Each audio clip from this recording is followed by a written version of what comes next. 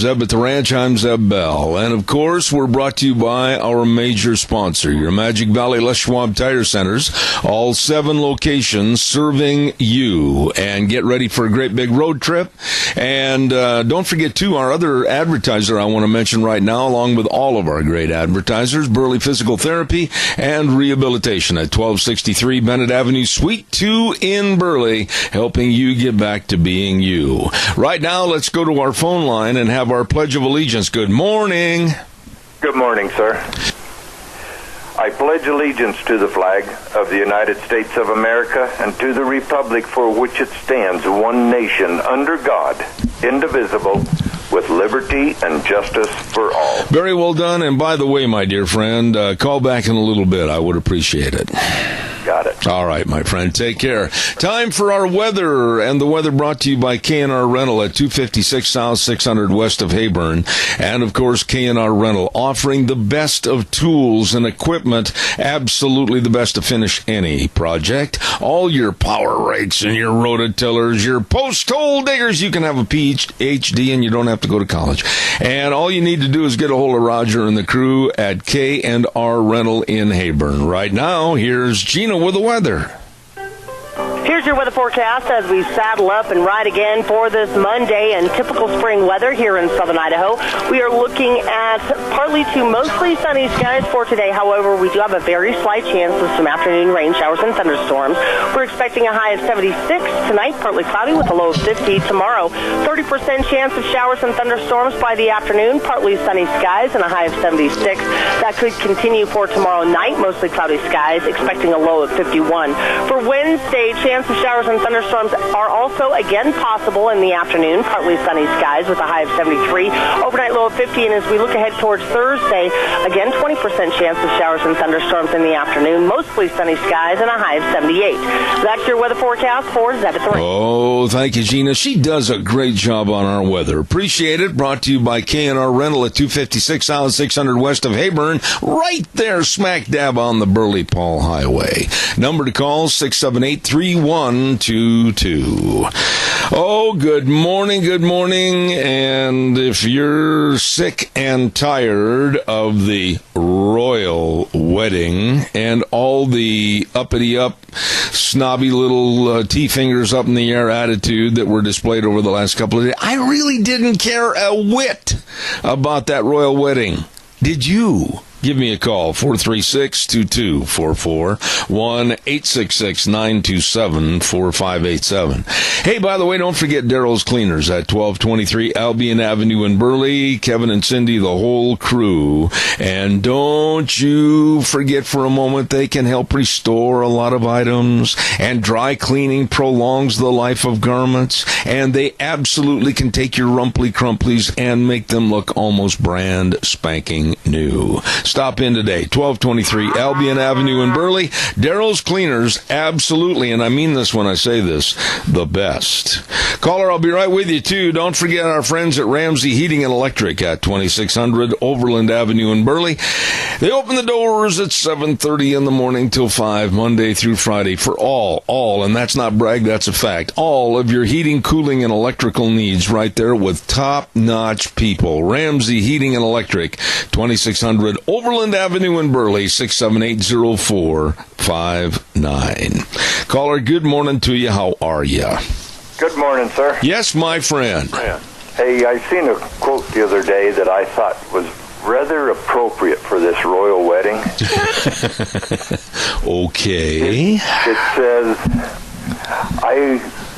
I lost all interest in royal weddings in the year 1776. There you go. I saw the same thing. I saw the very same quote. You know, the airtime, the new, and by the way, Wheels, we're red hot on the feedback. The airtime and the news time and the waste of time about a royal wedding. Doug, did you care one small little pebble about that wedding? I did not. There were so many things that were going on. We had the shooting in Texas, which was absolutely abhorrent. We had Hamas problems. We had MS-13. All of this, and they spent mostly all the airtime on Friday and Saturday on the royal pain in the royal wedding. I went fishing. I turned the TV off Saturday morning and went fishing. Well, it was a waste of news time. News is supposed to inform the public as to what's happening, not only in this country, but around the world. And honestly, I was not interested in watching Prince Harry and his lovely new bride go down a 1.5-mile corridor in a carriage pulled by some horses while everybody waved. That, to me, was a revolting waste of my time. Yeah, and just imagine, the cost of it was, what, $46 million? Yeah, at least. But they said 44 million or 43 million, something like that, was for security. Yeah. No, it was absolutely a pain in the kneecap, and quite frankly, it was a waste of good news time, of which CNN, CBS, ABC, and NBC have done a lot lately, because they're not covering the news. All they're doing is contributing to the hate Trump attitude or the royal wedding. Yeah, and they're contributing, trying to cover up the deep state, all the stuff that's going on with President Trump and Mueller and them. Yeah. I hope Mueller keeps going for another month or two. He has uncovered more corruption on the Democrats than we'd have ever known. To which will not be investigated to its fullest extent.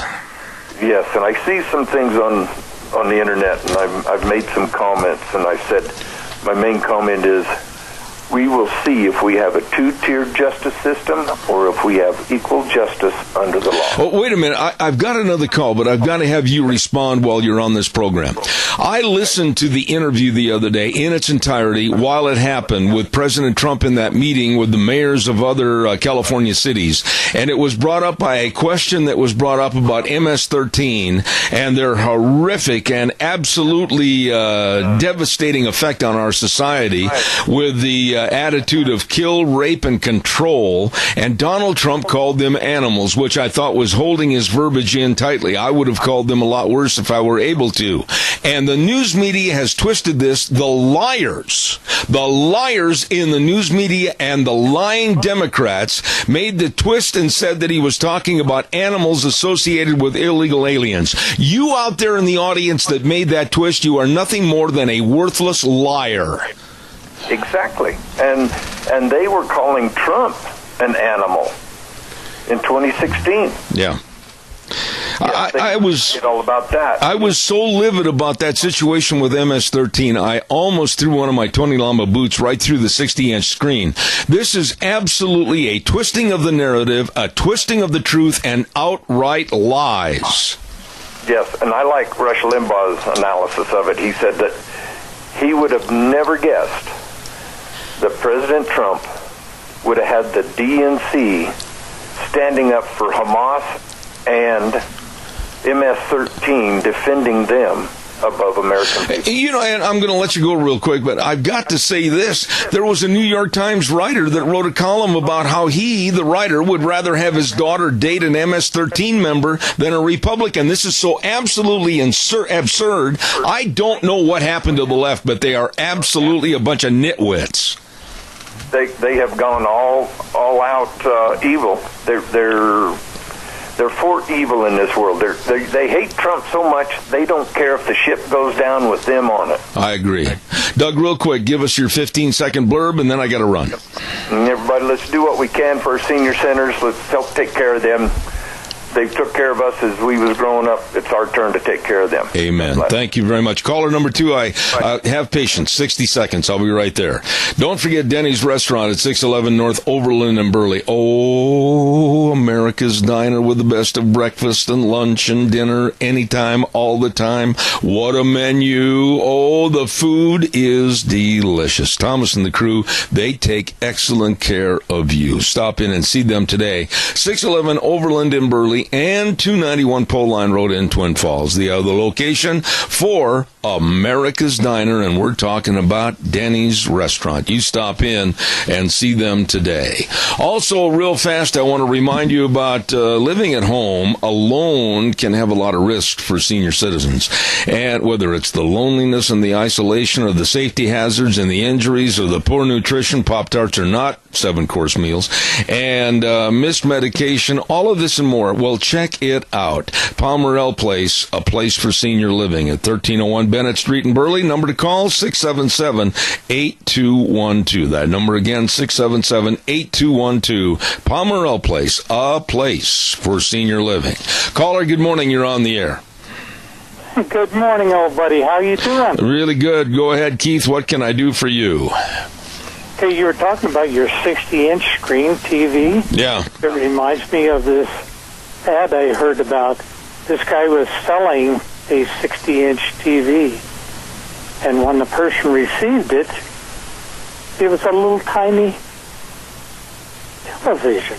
Oh, okay. He wanted to know what the deal was, so he called the guy back and told him, he said, well, it's 60 inches. You have to be at least 60 inches from it before you can see it. Okay. And so, enough of that, but what a waste of a $1,000 suit or whatever it cost Harry. He looks like a damn unmade bed with these 4 or 5 days growth of whiskers and a hair. It looks like he just got out of bed. I really don't care what they look like. I did not care, like I said, a whit about the royal wedding. And again, we got feedback wheels.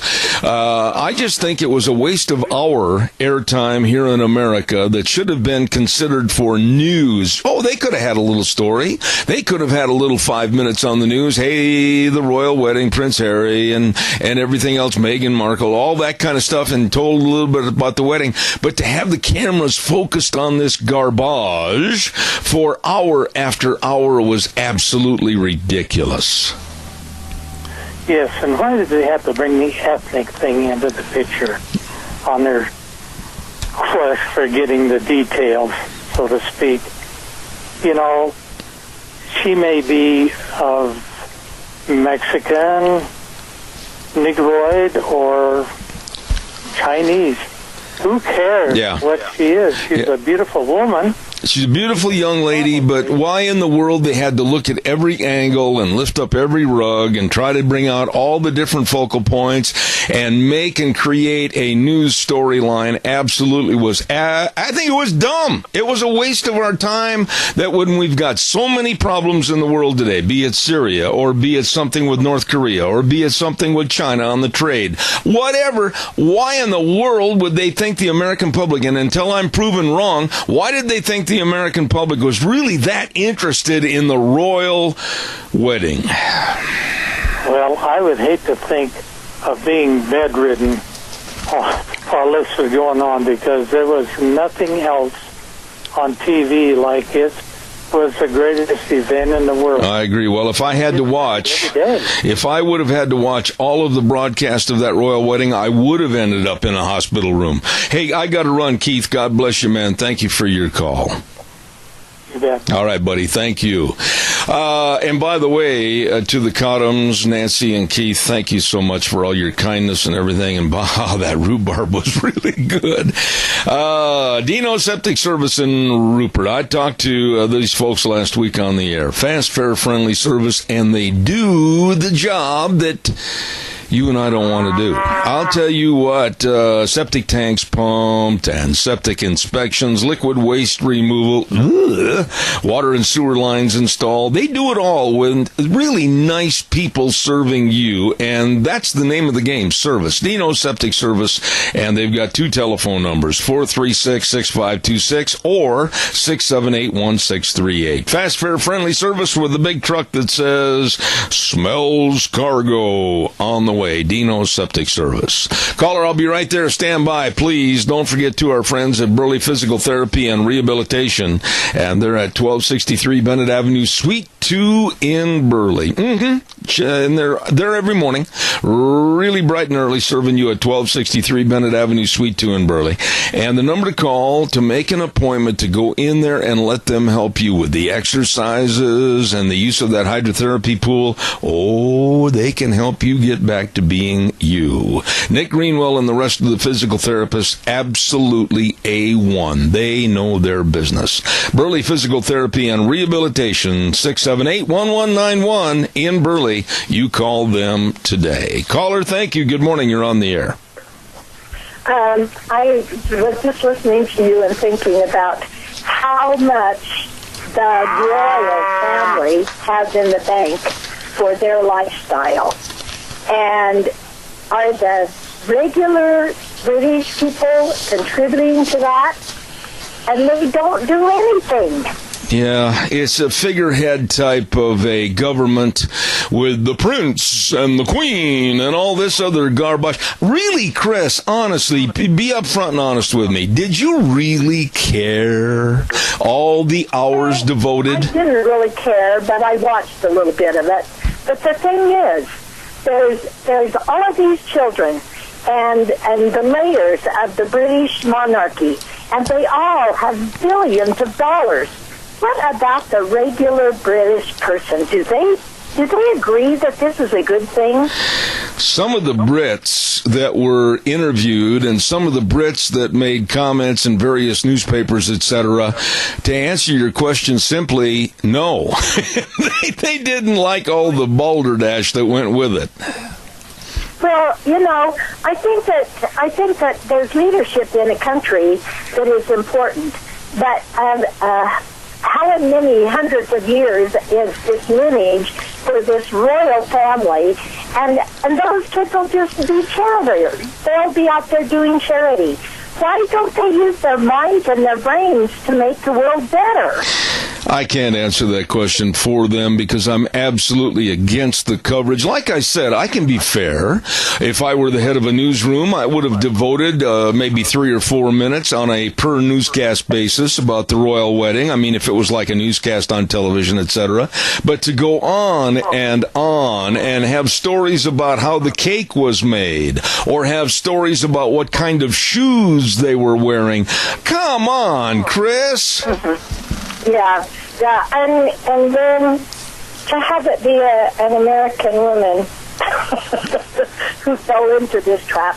Calls welcome 436-2244, 1-866-927-4587. Don't forget, Airvana is defined as the ultimate level of comfort you'll achieve with the presence of a new Lennox home comfort system. And when you buy a new Lennox system at Ramsey Heating and Electric, you can get up to $1,700 in rebates. Airvana is just another way to make you feel better. So call Ramsey Heating and Electric at 678-0459 or visit them on the website ramseysonline.com. Good morning, caller. You're on the air. Good morning, Zeb. Hey, if I may, I'd like to send a birthday wish out to a very important person in my life, and that's my dad. Well, you just did. What's his name? Ray. Okay. Ray. All right. And I have no idea how old he is. He's older than me. Okay. That's the best I can give you. Well, I tell you what, that's nice. It's always great to give a birthday wish to a mom or a dad, and so we'll utter the same. Happy birthday, Ray. I hope your day's a great one. How's your wife getting along? You all doing good over there? Well, we're waiting for all the final results, but of course, we've got faith that everything will be okay. And as soon as I hear anything on positive or negative side, I'm going to share it with my audience because they're just about like family to me, and I appreciate your asking. You betcha. I thought I'd give you a little bit of break from the basic topic this morning. All right. You have a good one, sir. Thank you, sir. Appreciate it. I do want to get into this absolutely twisted Democrat left attitude over Trump's remarks. As far as I am concerned, and if there is anyone out there that has the backbone and the spine to take the other side on this, you've heard the number enough times, 436-2244, 1-866-927-4587. I thought what Donald Trump did And what he said regarding MS-13 was spot on. People do not realize how heinous and how vicious and how absolutely worthless the members of the MS-13 gang are, and what they do with their code words and their bywords that are rape, kill, and control. And I was reading a story over the weekend about some of their crimes and some of their killings, and it's so vicious that I hesitate and I will not elaborate on some of the deaths and how they were performed on the air this morning. But when asked about MS-13 and their being here in this country, Donald Trump specifically said they are animals. And he was right. But the Democrats and the media have taken on the protection of the MS-13, saying, oh, well, all are humans and no human being is an animal. And I'm just going to come right out this morning, and if it offends somebody out in the audience, so be it. Yes, they are. They're animals of the most vicious nature. They are not humans for what they do and how they do it to other human beings. He did not say that illegal immigrants were animals. That was never brought up in the context of his answer. But the left has twisted it. MSNBC, CNN, and others that have the mentality of a bicycle, they lied to you, the public. I listened to the entirety of that interview. And now these stories are coming out like one that was in our paper yesterday. Furor over Trump's animals remark. I mean, come on. And they go on and on. Another headline was, President defends animal remark. And then they just keep going on. And all the different news stories by the liberal left that honestly, the liberal news, they are liars. Calls welcome, 436-2244, 1-866-927-4587. Wheels, I'm hearing some fuzz and buzz on the line. Do we need to call and reestablish another line? No, sir. The fuzz really isn't that bad this morning, but if it gets any worse, I'll let you know. Let's give away some cookies right now. Sophie's Chatterbox at 530 East Street in Rupert. Oh, what a restaurant. Oh, what a bakery with all the cookies and the pies and the wedding cakes, everything fantastic at Sophie's Chatterbox. And they're located at 530 East Street on the square in Rupert. Absolutely phenomenal. Okay, here's the question to win a dozen cookies. First-time winners only, please. This is a piece of cake answer. I know you're going to have it. I know you're going to call 436-2244. What was the name of Beaver Cleaver's mother? On the Leave It to Beaver TV show, what was the name of Beaver Cleaver's mother? Oh, that's an easy one. 436-2244, 1-866-927-4587. Come on, give me a call, and I'd love to hear from you. Quickly, what was the name of Beaver Cleaver's mother on the Leave It to Beaver show? Huh? Call me, 436-2244. And we have a caller. Go ahead, caller. What's the answer? I believe it's June Cleaver. And who is this? This is Heather Murphy in Rupert. Heather Murphy in Rupert. And what's your favorite kind of cookie? Chocolate chip. Well, then you just get on the phone and you call over to Sophie's and you say, I'm coming in for my chocolate chip cookies, and they'll have them ready for you. I will do it. Thanks, Heather. Thank you. God bless. Have a good day. Thank you. It was June Cleaver, and she was 100% spot on. Thank you very much, June Cleaver from the old TV show. And that woman on that show never, ever had anything but a very, very nice dress, and her hair was all prim and proper, and I doubt seriously if she had ever finished cleaning the bathroom. I doubt it. Calls welcome, 436-2244, 1-866-927-4587. Don't forget Scott Gano Landscaping and Tree Trimming at 336 South 450 west of Haber, and Scott wants you to call. Yeah, he does. And the number to call is 431-8733. That's Scott's cell. Got it in his pocket. He'll answer anytime, all the time. And now's the time to get some trimming done on your fruit trees and other trees that might have suffered some wind damage the last couple of days. You never know. Give them a call. Scott Gano and his crew, absolutely excellent. Give them a call, 431-8733. Gano Landscaping and Tree Trimming. All right, calls are welcome, 436-2244, 1-866-927-4587. I don't know what the answer is. Maybe you do. I do know that I'm getting an awful lot of buzz and fuzz on the headset here this morning, and we may have to at 9 o'clock change lines. I don't know. Sometimes the phone line gods are not with us. But I don't know what the answer is about these shootings. I don't know what the answer is with these kids, young males. I don't know what the answer is to stop or stymie the horrendous happenings before they start. What happened in Texas last week, absolutely, it made me cry.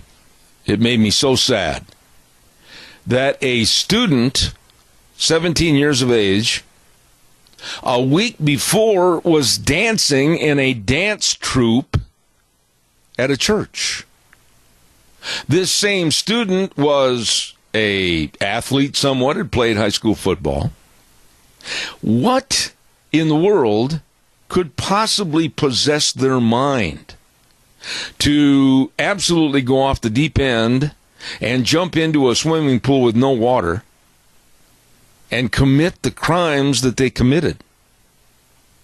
Now, we have read stories about one of the girls at the high school had basically said, no, I do not want to go out with you, etc. And they're trying to link a lot of this with, oh, he was shunned by a girl to go to a dance or whatever the case might be. But does that really cause and create mentality to pick up guns and other weapons, pipe bombs, etc., and create the mayhem that this kid created? And then I sat there, and Deanna and I were wondering, what about his room? What about his computer? What about all the bomb making with the pipe bombs, etc.? And if you live in my house and you're under 18 and I'm paying the bills, Mom and Dad should absolutely know what's going on in your world. I get a little sick and tired of hearing these parents say, well, that's privacy. These kids have got their privacy. Baloney. They're completely under your wing and responsibility, then so be it. Know what they're doing, know what they're involved in. Even last night, I was astounded when Charles Barkley on the NBA halftime last night said the basic same thing. You live in my house, you're under 18, I'm going to know what you're doing. I don't know what the answer is. I don't know where to find the answers. Maybe you out in the audience do. But this is enough.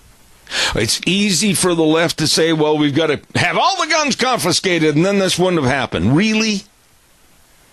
Really? Would this kid with a mindset to kill, maim, and cripple, would that have stopped him from the pipe bombs, etc., that he put around the perimeter of the high school?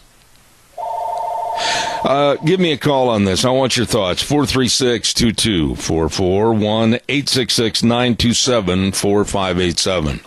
Don't forget our friends at Berry Equipment and Rental, Sales, Service, and Parts. And they've got 3 locations serving you, 159 West Highway 30 in Burley with Juan, 465 Addison Avenue West in Twin with Eli, and up in Nampa. I mean all the equipment rentals, all the retail equipment sales. They've got it all for you. And they're waiting to help you provide all the information. That's exactly right. You go in there and say, well, I've never driven a Bobcat excavator. Well, stop right there. They got a big sandbox out behind the business, and they'll take you out there, and they'll teach you. That's right. And they've got the Walker lawnmowers. Ooh, primo for mowing your lawn. They do the best job. Stop in today. Barry Equipment and Rental. 159 West Highway 30, 465 Addison Avenue West in Twin Falls, and up in Nampa. Barry Equipment and Rental serving you. I need a call. Give me a jingle, 436-2244, 1-866-927-4587. Give me a call. As you know, Paulette Jordan won the Democratic nod to run for governor in November. And I have been doing, since Election Day last week, extensive research on Paulette Jordan. And my big concern is about Paulette Jordan here in the state of Idaho. Oh, I've got a lot of concerns. I've got a lot of worries. Is that she is not everything that we think or you might think she is. I think people need to be very, very careful of this woman. I think they need to be very, very aware of her progressive left politics. I think people should absolutely be very open-minded and honest about her and what she might do if, and I underline that word, she becomes governor. She has described herself as being very progressive. She is supporting Medicaid expansion and really supportive of clean energy. And she is for the decriminalization of marijuana. And I absolutely don't like her views on gun control. Now, those are just a few, very few, of the topics that we're going to be getting into over the next couple of months extensively about Paulette Jordan. Caller, good morning. You're on the air. Hey, Zeb, thanks for taking my call. Hey, I agree with you when it comes to Paulette, but you know what? We also need to take a look at all our elected officials, because I'm telling you, even our local officials voted for bills that were unsavvy when it comes to the Second Amendment, and we can't have any of that. So we need to all get involved and really press these guys to do what we want them to do because they work for us. Well, I'm not arguing that point, and I agree with you, but I will not let you or anyone come on the program and lump everybody into the same can of corn, because I'm not going to allow that, because it's not true. There are many, many, many good politicians out there that are fighting for a conservative value in our state, which I equate to what we need more of across the United States. But when I look at somebody that, wait a minute, when I look at somebody that is blatantly coming out on the ticket as very progressive with changes that would cost you and I as taxpayers a lot of money and maybe even our safety, I'm going to be very wary. No, and I agree with you there, too. But what I'm saying is we need to really take a look at all our politicians, because they're not all voting the way we want them to. I mean, there's certain things, and one of them is like that HB 585. That was a ridiculous bill for any Republican to vote for. I totally agree with you holding people to the fire. I totally agree with you with involvement. I totally agree with you with educating ourselves to ask them poignant questions and demand, here's the key word, demand answers. I agree with you to the fullest extent. But what I see possibly coming up in this next election for governor, and you may not like this, but this is the way I see it. I see this as kind of a Hillary against the white guy, the older white guy. That's what I'm seeing, and I don't like the way this is panning out. No, that's exactly what you're going to see on that one right there. So, I mean, here's the thing. I'm not a big fan of Brad Little, but he's going to get my vote, because I don't ever want a Democrat with their progressive ways coming in. I mean, in my opinion, it's the lesser of the two evils, is the way I'm looking at it. So I can guarantee you this. I can guarantee you this, caller, that this election for Paulette Jordan is going to resemble, if not even go higher than perhaps Elizabeth Warren. It's going to have shades of Hillary Clinton. It's going to bring in Hollywood money. They're going to be talking about all the Indian tribes. They're going to be talking about the woe is me. They're going to be talking about the first ever lady governor. They're going to, all this kind of thing is going to come into play. But really, when you come down to common sense, who is going to best lead the state of Idaho on the right path? Well, no, you're 100% right. I mean, we're going to see all kinds of things that we've never seen before in Idaho. And I'm just hoping, like I said, well, it comes down to people have to be smart when they're voting, and they got to pay attention because they're going to put out some slick commercials. Oh, yeah. They're going to try and catch you and tug on your purse strings and stuff like that. And we've just got to be smart. You know, and right there, you've got to be smart. You got to be knowledgeable. But I'm going to lay one more thing out on the table. We've got to go vote. This absolute lunacy of 20 to 23% of the voting public, that is a shame. It's an outright shame and an embarrassment to those that consider themselves Americans. No, I agree with you because it's sad that in our area we've got less than 20,000 people who register to vote. We have a lot more people who live in the area who can vote, who just do not want to. And then when you take a look at the numbers, what was it? Only like 5,000 people voted. In this last primary. That's ridiculous. We've got to have higher numbers than that. We've got to have people out there wanting to stand up for what's right, because you know what? I'm tired of listening to people complain about how things are when they didn't even try and do it. You know, when I went to the polling place to vote last Tuesday, and I asked some questions, I said, well, what's the numbers been, et cetera? Have you really had a lot of people? And they looked at me and they said, well, I think we've had 18. 18? I went in there at 12:30. Yeah, we've got to get a change because it's funny because everyone thinks that it's just our freedom's free, and it's not. It costs us having to get out there and work because that's why we have what we have. And you know, able to step out and make it happen. There's one other thing that needs to be mentioned here, and the same thing happened a couple of days ago. People that go to the coffee shop and say, well, I didn't vote for anybody. Doggone it, I just didn't like them. I had to clean my cat's litter box, and I couldn't find time. I will not give these people any credence whatsoever. I look down on them as people that are a sludge on the system. Oh, yeah. Those type of people, they can enjoy the dictatorship they're going to have voted in without their say. And that's exactly how it's going to be if they don't stand up and do anything. We have so many big issues coming up on the tables in the next 2 to 3, 4 years, well, even in the future. If we don't stand up and start doing things, we're going to be just like every other country. Yeah, but it's the same. It's the same nationally, my friend, because all the Democrats are doing right now is wasting your time, my time, everybody's time, and working for us with a hate Trump campaign, and that's all they're going to do. It's lunacy. Oh yeah, and that, you can see it with what they've been doing with Trump is that they've been slowly walking all this stuff because they want to try and get it to where come November, they're going to have the majority so they can try and impeach him even harder. Yeah. And it's just sickening that these guys are wasting our time and money, and we let them. I agree with your call. Thank you very much for calling in. Thanks, Zeb. Thank you. He's right. And go vote. I've got to get a weather forecast on here or I'll be in trouble. Don't forget our friends at Mount Harrison Audiology and Hearing Aids, and they are located right behind the Minidoka Hospital across from the emergency room, and they serve everybody with hearing loss of all ages. Absolutely. Dr. Pickup, Dr. Mitchell, they are excellent with your hearing health. Give them a call. Make an appointment, 312-0957. Right now, here's the weather.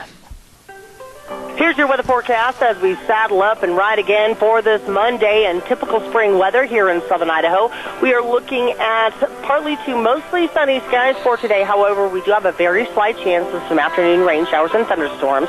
We're expecting a high of 76 tonight, partly cloudy with a low of 50 tomorrow. 30% chance of showers and thunderstorms by the afternoon, partly sunny skies and a high of 76. That could continue for tomorrow night. Mostly cloudy skies, expecting a low of 51.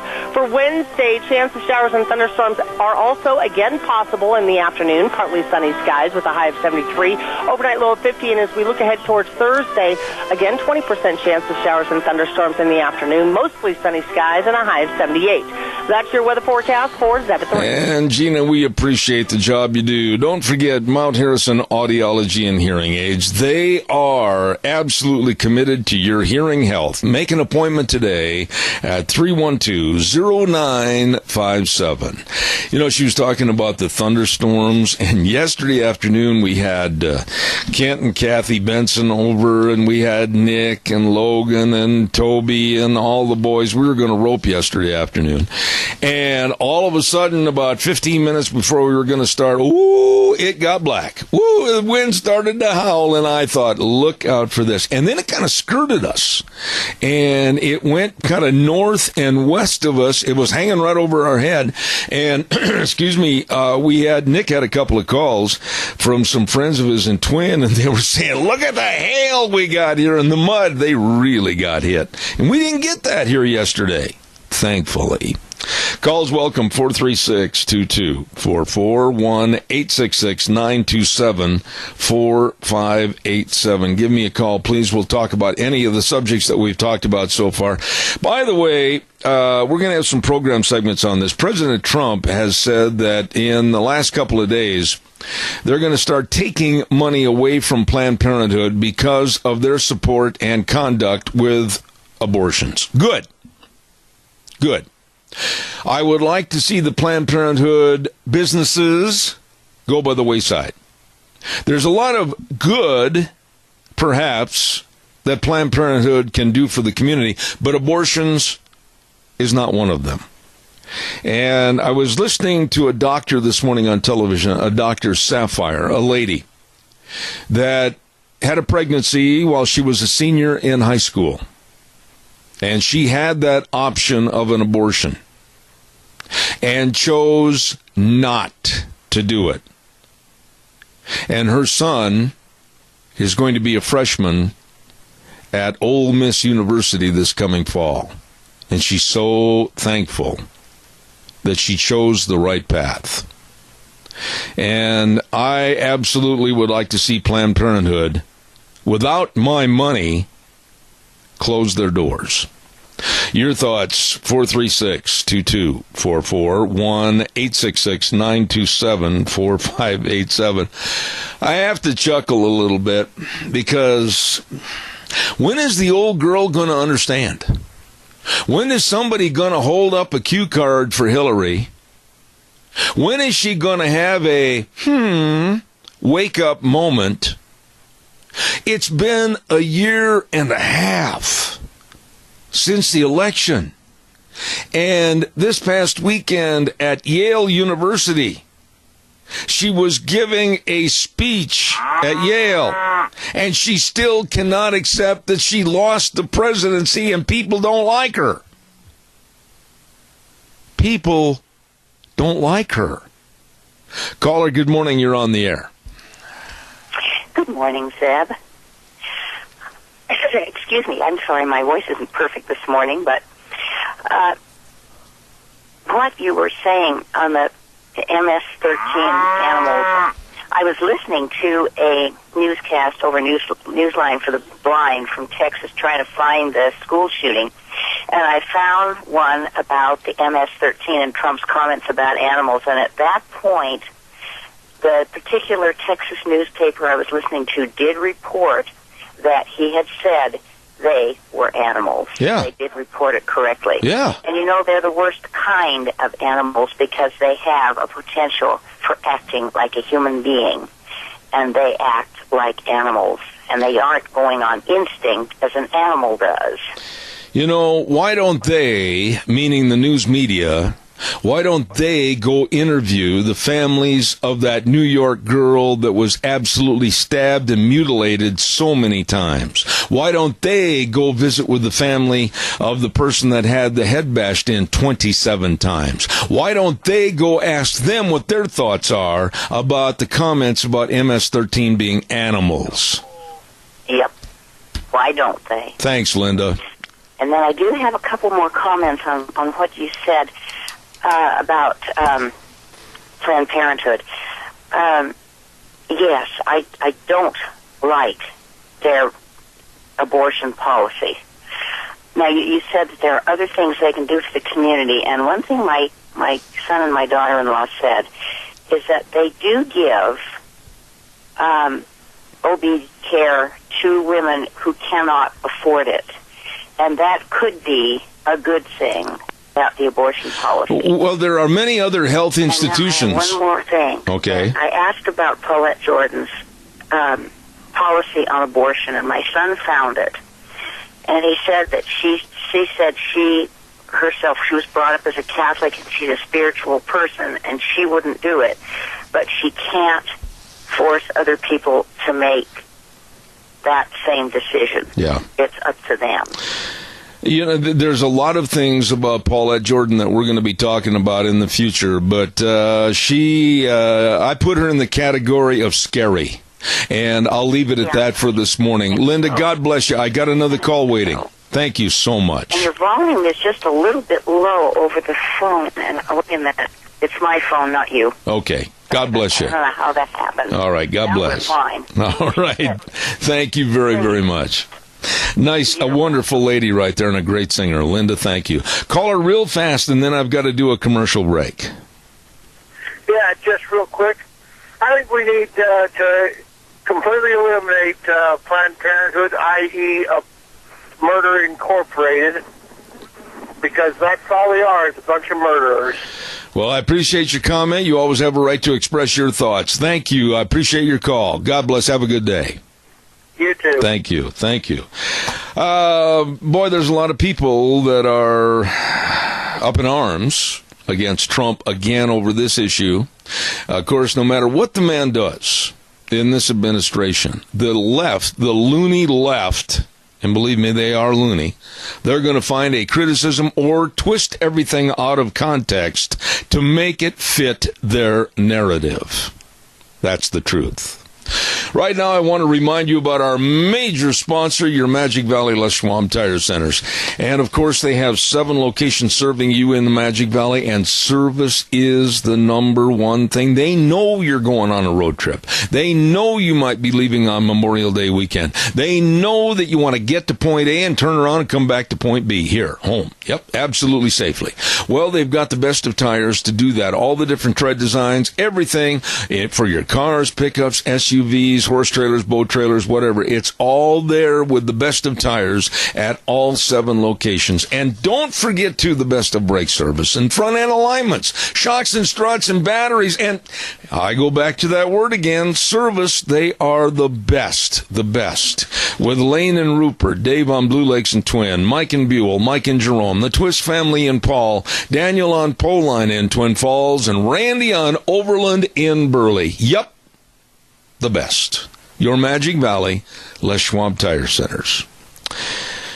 If you didn't know it, Justify won the Preakness over the weekend, and that means the Kentucky Derby, his name next to it, the Preakness, his name next to it, but in 2 weeks, they're going to run the big Belmont Stakes, and that's a long race, the longest one, 1.5 miles. And I'm going to stick my neck out here this morning and say, I don't think he can handle it. There are a couple of other horses in the field that I think might not run as fast, but they've got better staying power, and I'm going to make a prediction. And you know me and my predictions. I'm going to say that no, Justify will not win the Triple Crown by winning the Belmont Stakes. I just don't think that at the end of the Preakness he had enough gas in the tank to go a full 1.5 miles and still retain the victory. We will see. We're going to take a little break right now, and coming up next hour, we've got some great guests this morning. We've got Elizabeth Johnson coming on at 9:06, James Herson from California, attorney and political analyst at 9:30, and then Chris Salcido is going to be talking about Trump's comments on animals at 10:06, and then we're going to start the first part of a 4-part series with Frosty Woldridge on immigration at 10:30 this morning. All of that and more coming up. Wheels, it's all yours. Go ahead.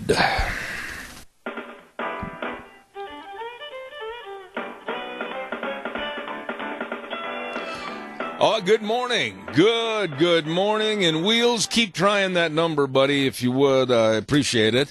And Zeb at the Ranch, I'm Zeb Bell with our major sponsor, your Magic Valley Les Schwab Tire Centers. All 7 locations serving you.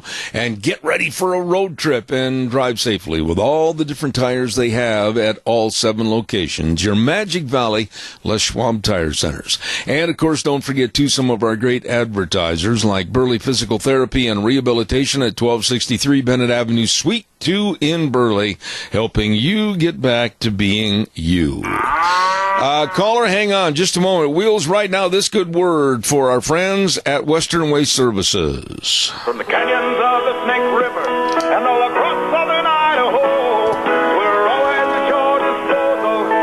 Western Waste Services, we care about our community, our resources, and this great land. Western Waste Services is lending a hand, always at your disposal. Western Waste Services, of course, get on the route service. Call them at 734-6969 and get rid of your garbage. They'll come up with that big truck, pull up by your driveway, dump all that trash. It's gone. It's out of there. Don't worry about it. Always at your disposal. Western Waste Services, call today, 734-6969. Also want to remind you about our dear friends over at Hanson Mortuary, 710 6th Street in Rupert, with Joel Heward, the manager, his family, and his staff, always serving you and your family in a time of need when there's the passing of a loved one, and always treating you with the highest ethical standards with unquestioned integrity. Please remember the number 436-5636. I'll repeat it, 436-5636. Hanson Mortuary at 710 6th Street in Rupert, and Joel Heward also serving you and your family at Morrison Payne Funeral Home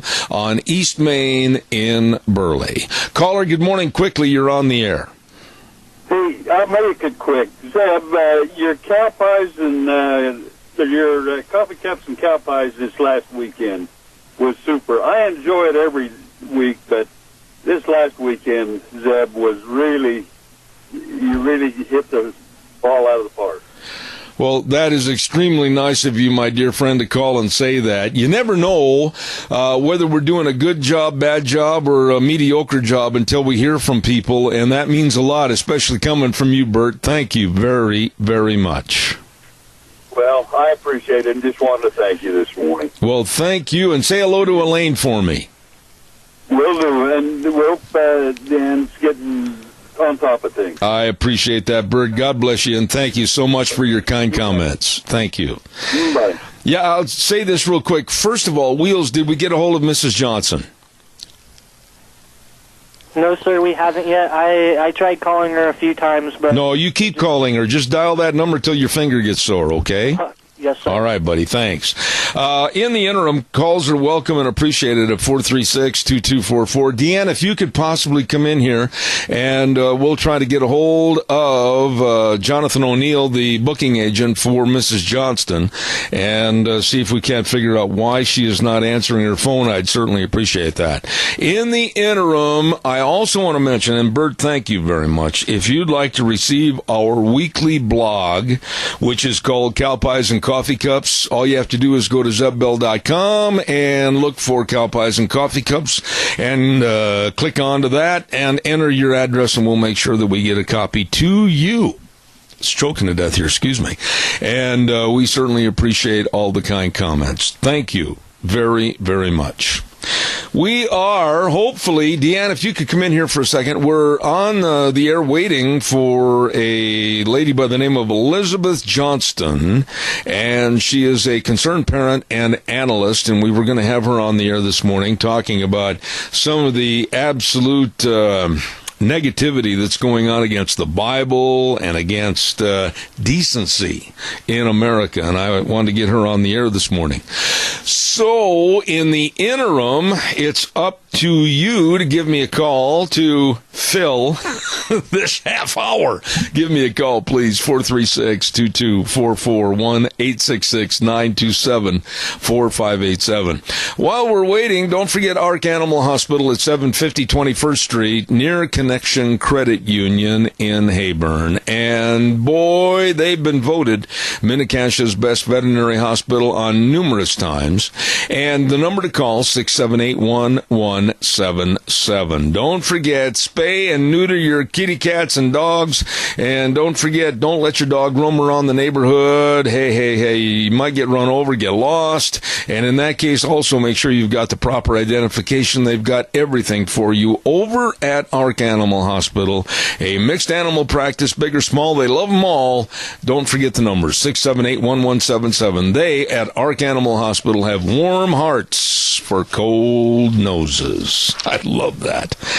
All right, your turn. Give me a call, 436-2244, 1-866-927-4587. Wheels, was that you? No, sir, it was not. We have a call, though, coming in.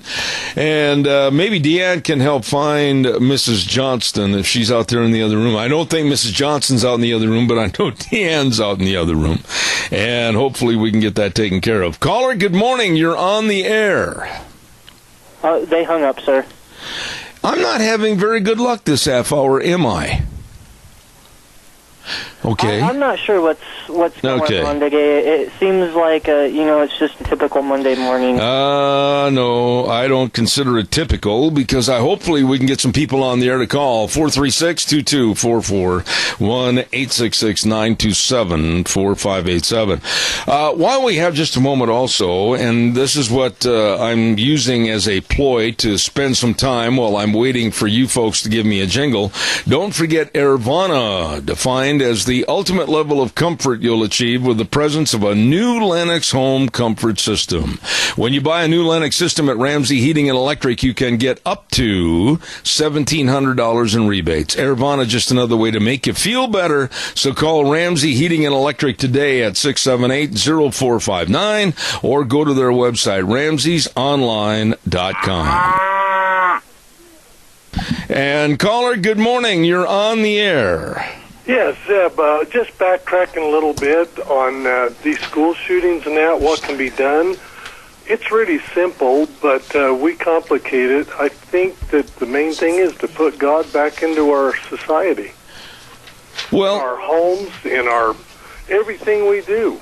And that takes starting with parents teaching children. So, you have the voice, and I don't think I know you, but you have a voice of real reasoning, and I would absolutely concur with everything you've said. We have pushed God out of the living room, across the kitchen floor, and locked him up in the broom closet, and unfortunately it's happening in education, it's happening in politics, it's happening in our everyday life, and people are making a mockery of religion and the respect for God and what he has given us. And I could not agree with you more that it's about time we unlocked that broom closet, brought him out, put him forthright, and I guarantee you our whole country would be a lot better off. Oh, I agree, and it starts in the home.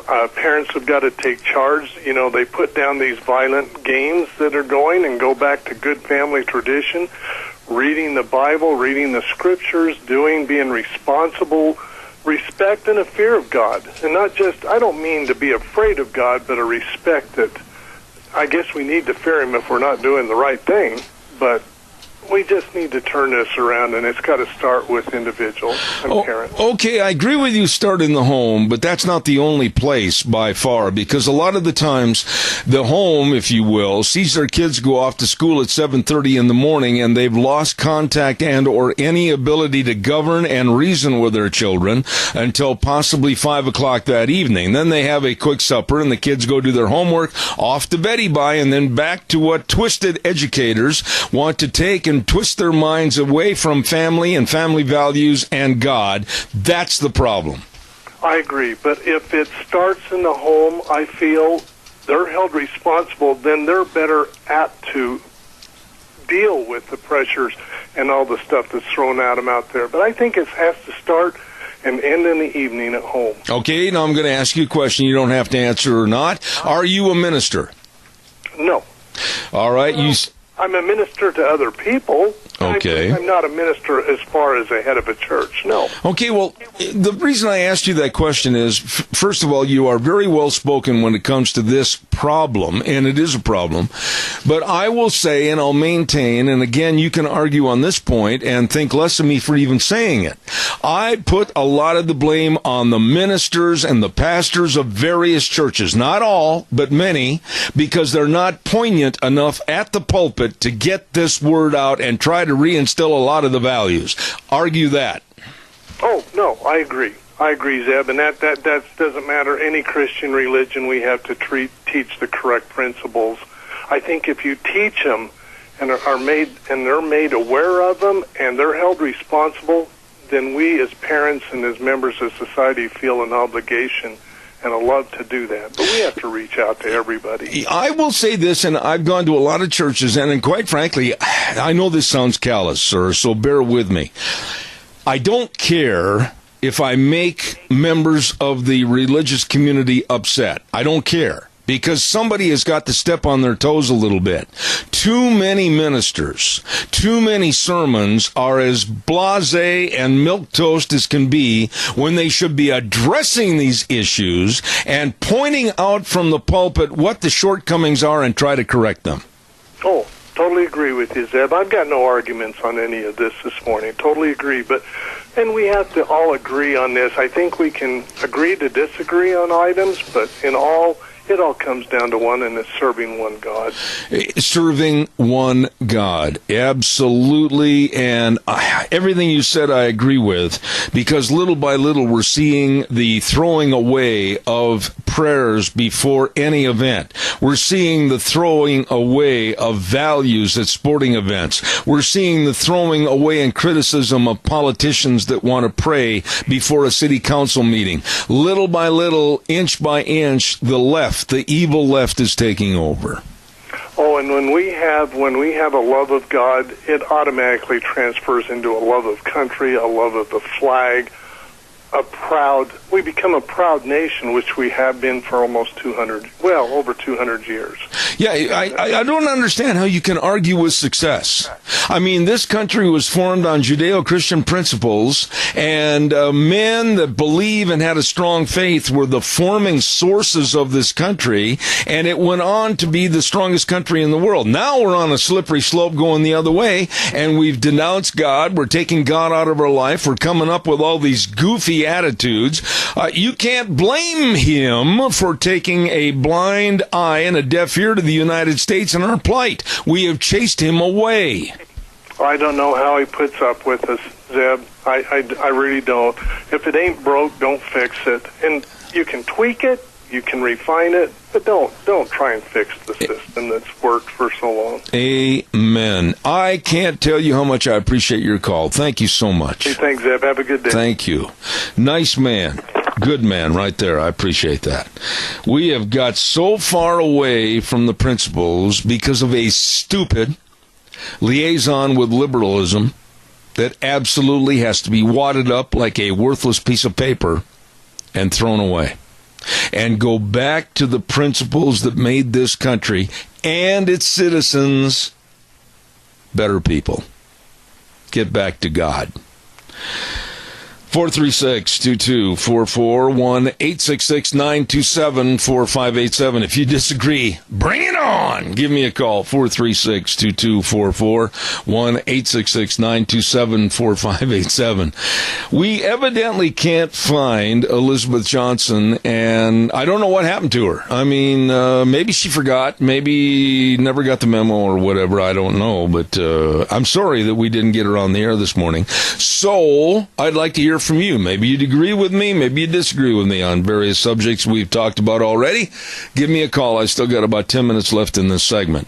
Don't forget, tomorrow on Tuesdays at 9:30, we have a segment with Vicky's Country Garden. to learn all about how to make your garden grow better and learn all about all the outside refurbishing of your home, all the different landscaping ideas and everything. 21 years in business. Vicky's Country Garden at 185 South, 600 West of Paul. Tomorrow at 9:30. Be listening. Wonderful lady, Vicky's Country Garden. And also, real quick, I want to remind you about our friends over at Lee's Furniture, Floors, and More. Hello, Jeff, and the rest of the crew at Lee's Furniture, Floors, and More at 459 Overland and Burley. I want to highlight furniture right now. When you go into somebody's home and you sit down in a real comfy chair and you say, gee, I wished I had this. Well, you can. Stop over and check out all the sofas and the love seats and the recliners. I'm really big into recliners. I love recliners. And I'm absolutely ecstatic with the one I bought from them. It's been about 5-6 years ago, and man, that is the most comfortable. Well, they've got them all for short people, tall people, skinny people, and people like me. Anyway, you stop in and check out all the great selections of furniture at Lee's Furniture, Floors, and More at 459 Overland in Burley.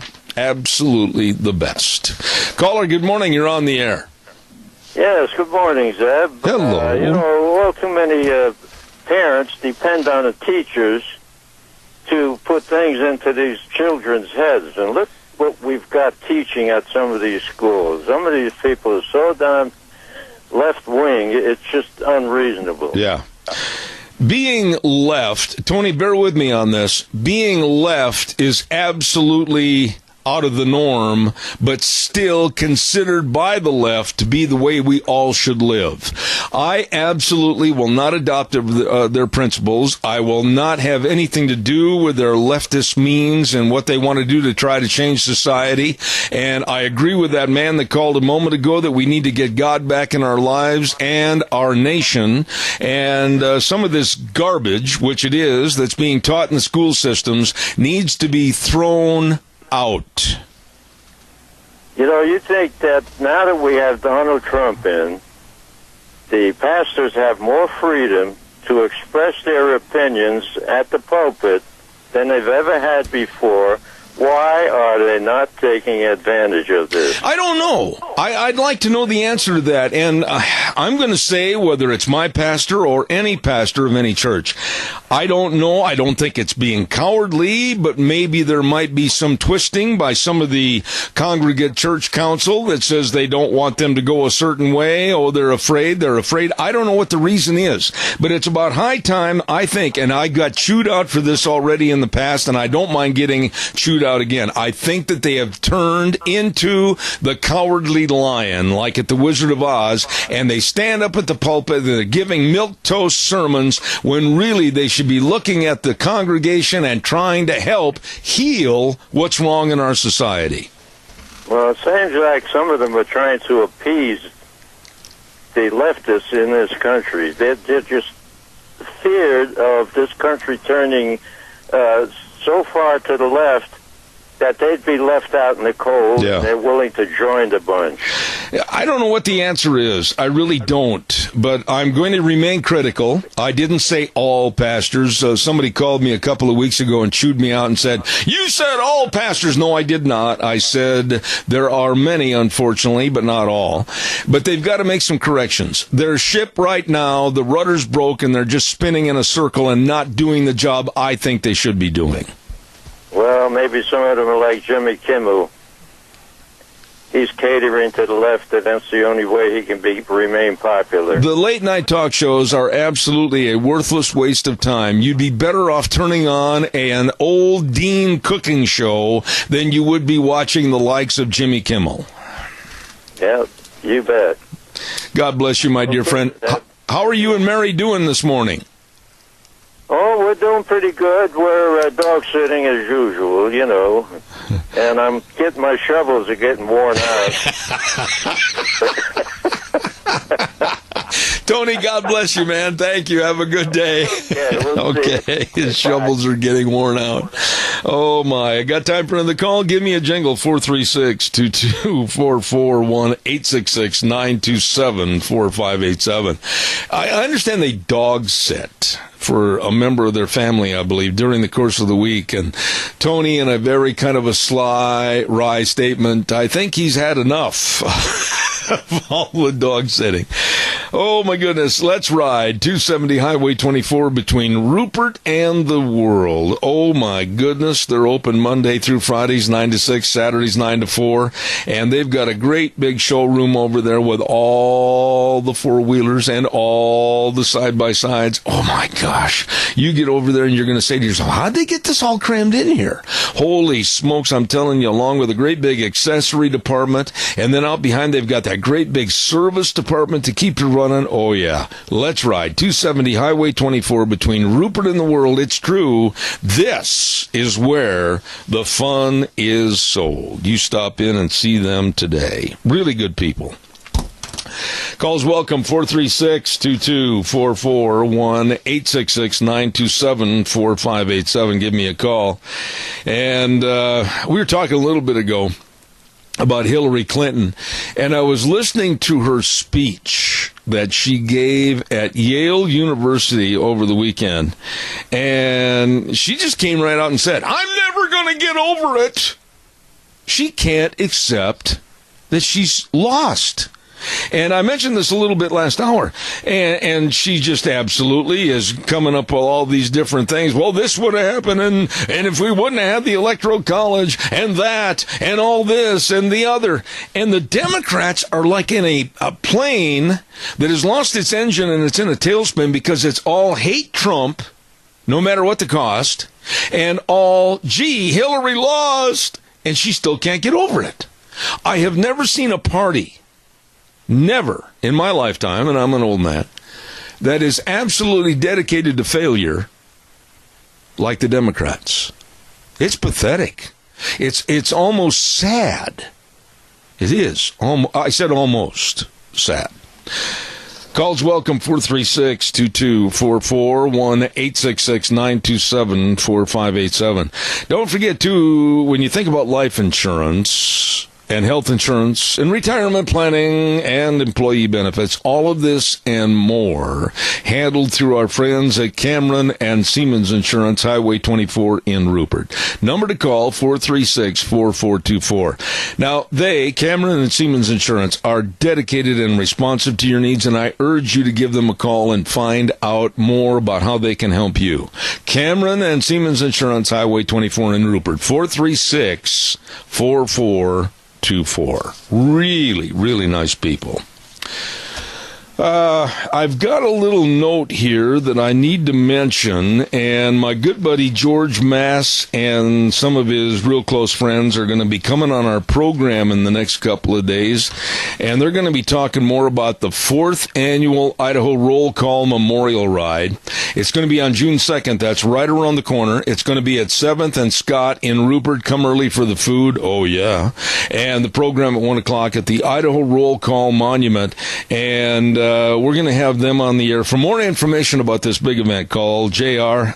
That guy is a great guy. JR at 670-1728 or George Mass at 650-0104. That's coming up on June the 2nd. Okay, we're just about ready to have our next guest on the program, and there was something else I wanted to remind you folks of. Oh, I know what it is. I'm going to be gone on Thursday. And the lovely Sharon Hardy Wilmot, is going to be filling in for me on Thursday. And today we are going to be starting at 10:30 a 4-part series on illegal immigration and refugees coming into our country with Frosty Woolridge. That's going to be every day this week at 10:30, a 4-part series starting today with Frosty Woolridge. So don't miss it. It is going to be a really, really good event. I'm going to ask Wheels right now. Wheels, how did it? Did we strike a home run in getting the next guest on as compared to the last half hour? I'm trying to get him on right now. I don't like the word trying. I like the word he's ready. Go get him quickly. Thank you. All right. We're waiting for James Herson. And James, of course, attorney and political analyst. And hopefully hopefully we'll get somebody on the air this morning. It's been not well so far as getting our guests on the line. And I did have a call last week, and I want to say this. Due to the fact that my lovely bride was in the hospital, and we did not have lunch bunch, and so as soon as we get everything all straightened out, we will have the date being announced as to the next lunch bunch for Zeb's Lunch Bunch at Denny's Restaurant, so stay tuned for that. We'll try to get that all put together right after Memorial Day weekend, okay? Keep that in mind. Do we have the man, Wheels? We don't. I'm still trying to get a hold of him. All right, keep trying, buddy. Deanne, we might need your help on trying to get a hold of James Hurston. It seems like today is Monday, and all of my guests have walked out on me. And in the interim, give me a call at 436-2244, 1-866-927-4587. Please try to get a hold of him and see what you can find out, Deanne. I'd appreciate that. Okay, I want to ask you, we'll take a little survey here.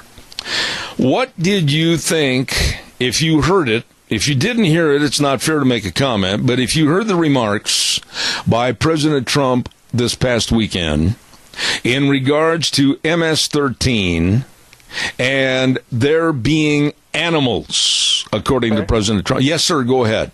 I have Mr. Hurston on the phone for you now. Get down on bended knee and kiss his feet, because he's the first guest that's shown up on time this morning. Good morning, James Hurston. How are you?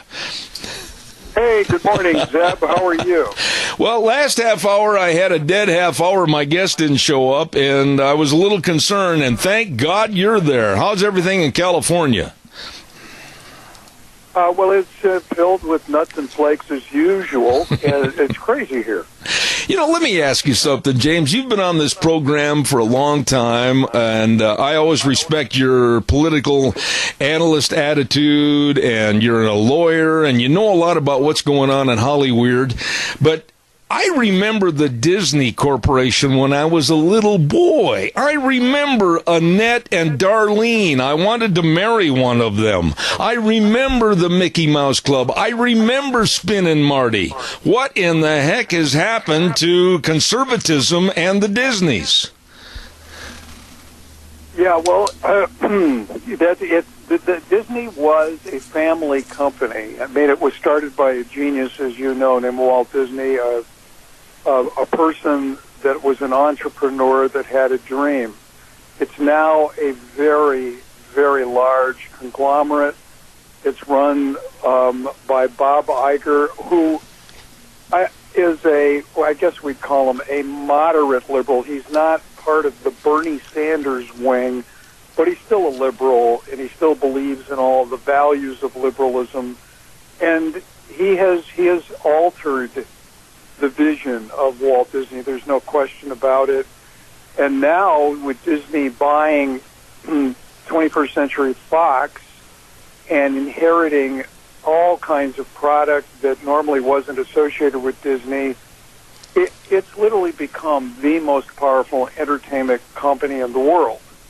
And it has carefully basically purchased all of these franchise characters, and they've all worked out very well. You know, buying the Star Wars franchise, buying Marvel, and now incorporating them into theme parks, and it's a massive success.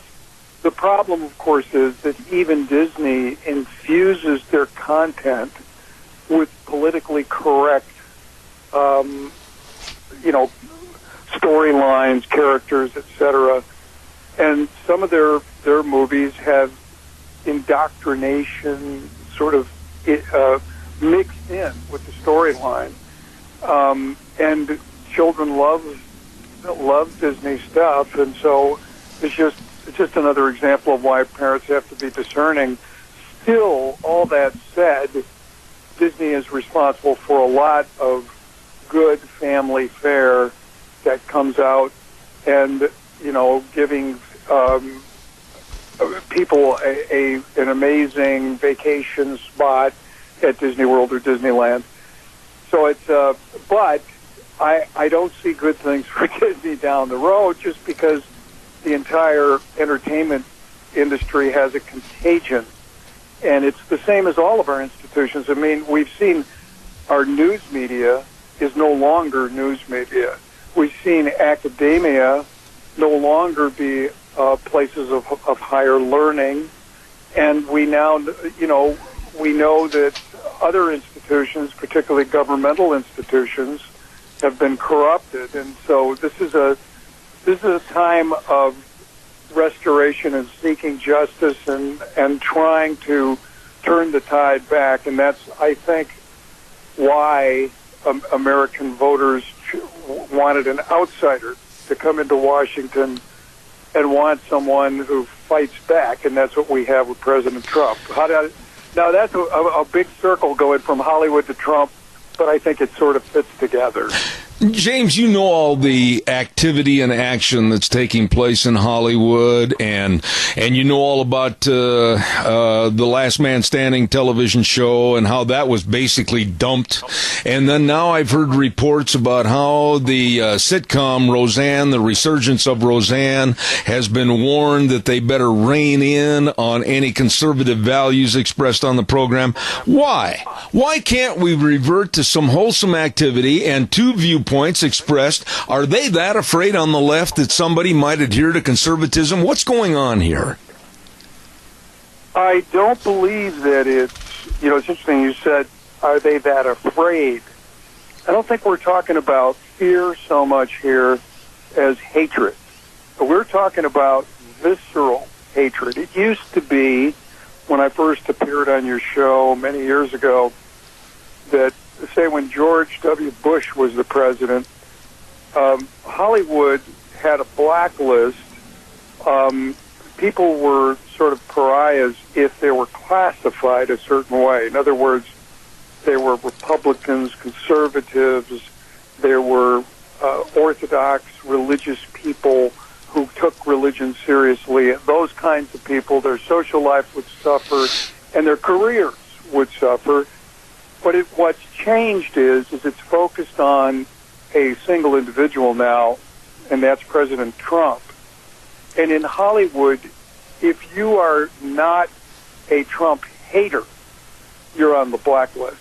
If you're neutral about Donald Trump, you're on the blacklist. If you express any kind of admiration or positive statement about the president, then you're really in trouble. And it was just exhibited publicly by a number of people. We saw the country artist Shania Twain, who's a Canadian. Yeah. She made a public statement where she said, if I were an American, I would have voted for President Trump. And lo and behold, she got this incredible backlash. It came through the social media, but it was in the entertainment industry. And I'm sure her entourage, her business people told her, pressured her, because in 24 hours, she came out and reversed herself and apologized for saying that she would have voted for someone who is duly elected, inaugurated, and accomplishing things for the American people. I mean, this is just unprecedented. And the same thing happened to Kanye West. Of course, he stood his ground.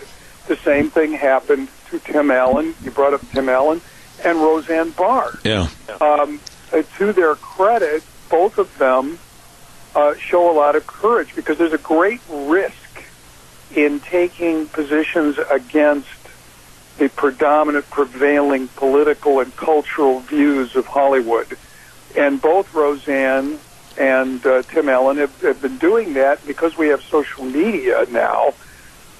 People's views are displayed. And in the case of Roseanne, her reboot was on the same network, ABC, that booted Tim Allen.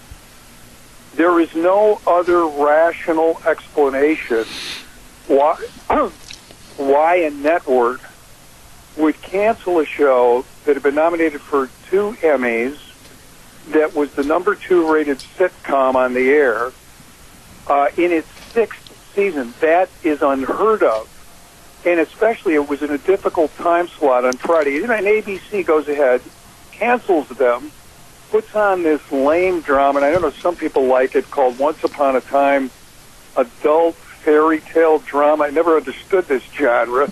That show comes on, it flops, and is going to be canceled, as you know, because it couldn't make it. So what ABC did was not a business move.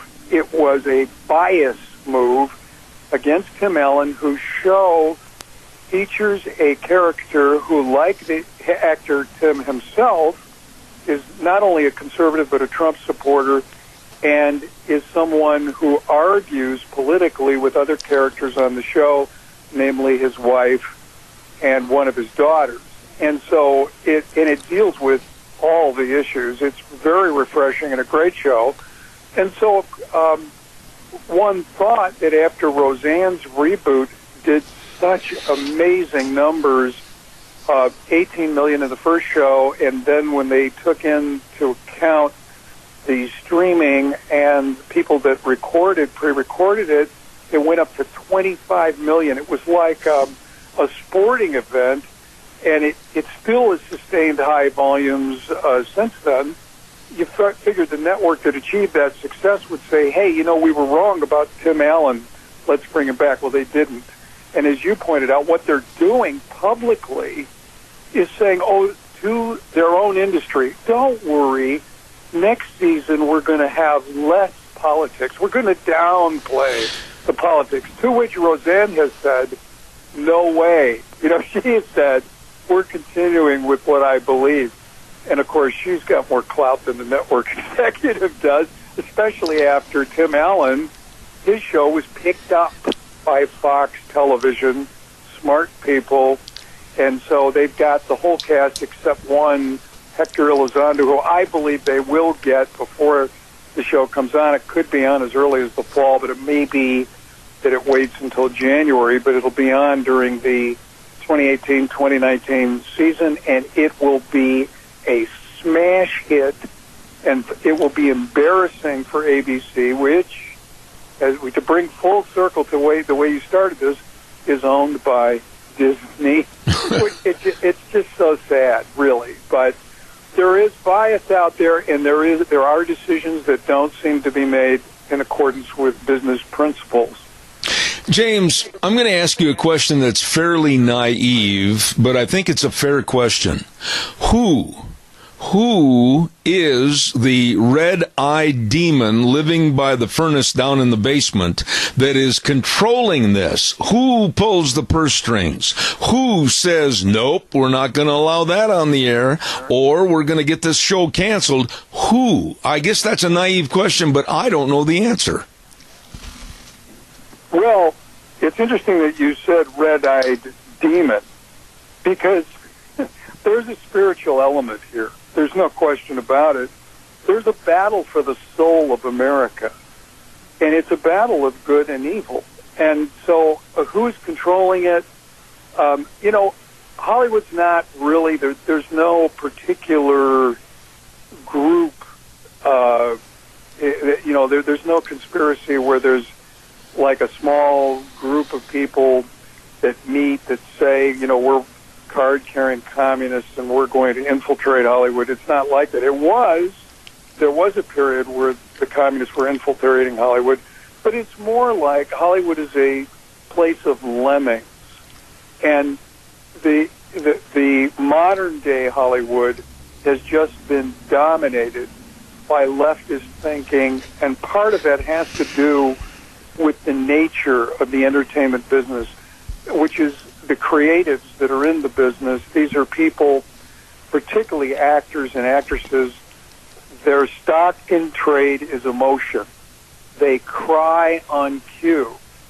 They display emotion. They write about emotion. Stories are about emotion. And they're not highly educated in general. And that's not necessary to be educated in the academic sense, but be educated in knowing how to think. They have difficulties with rational thinking and rational thought, so they respond emotionally. They become useful tools. Perfect example is we've seen late-night comedy devolve it's not. It is late night. There's no comedy, and you have somebody like Jimmy Kimmel who goes on and essentially acts like he's a host on MSNBC, but he does it in front of an audience, and it's not telling jokes. And then we find out that Jimmy Kimmel is directly in touch with the office of Senator Chuck Schumer, the minority leader in the Senate, getting talking points from hardcore left-wing Democrats.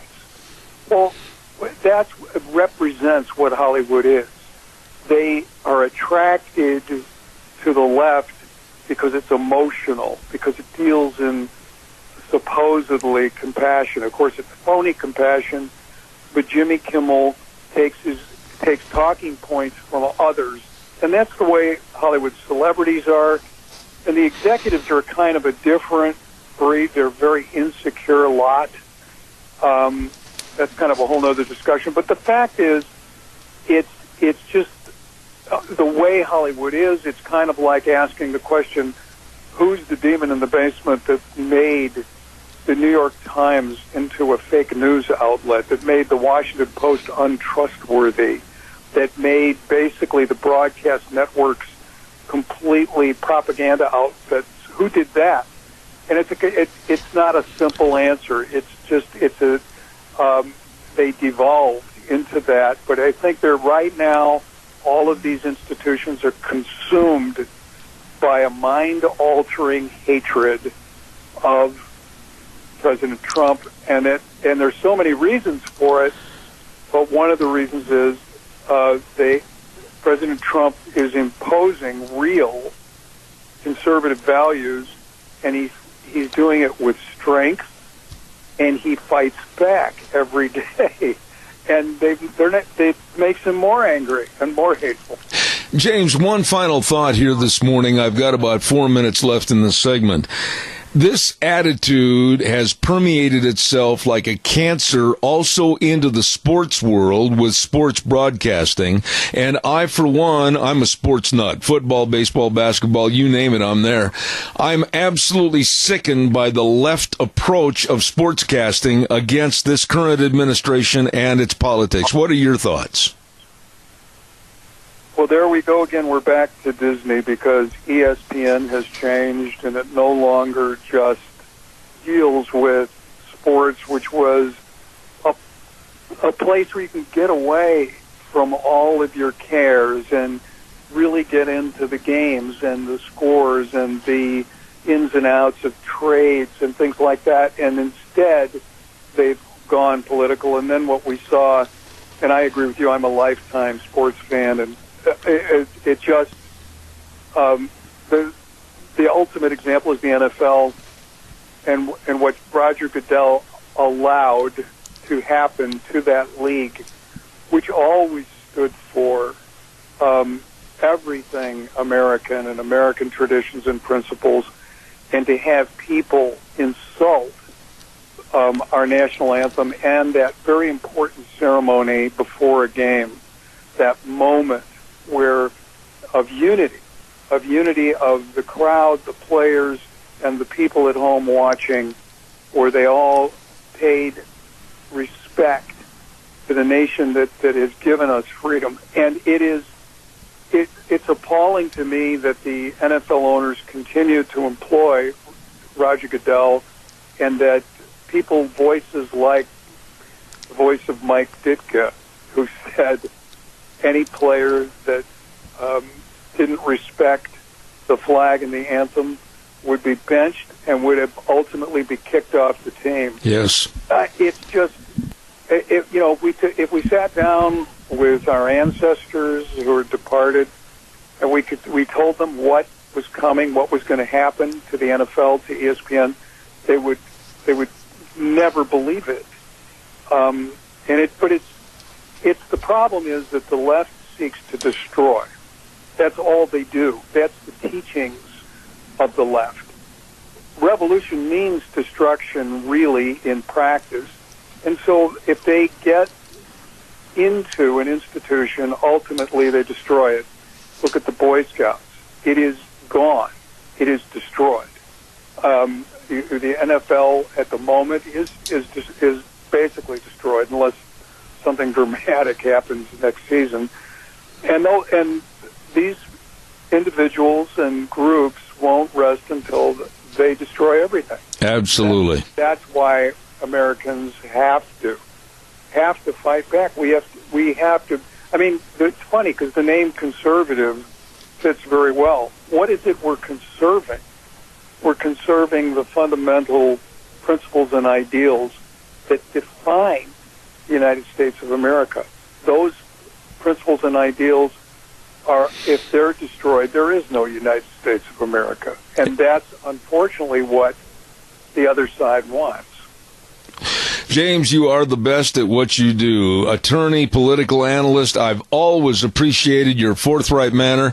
God bless you, my dear friend. Thank you for coming on the show, and I hope to have you back soon.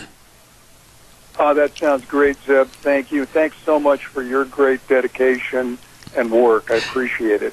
Thank you, sir. And that, of course, ladies and gentlemen, is James Herson from California. I've got the utmost respect for that man. He tells it like it is.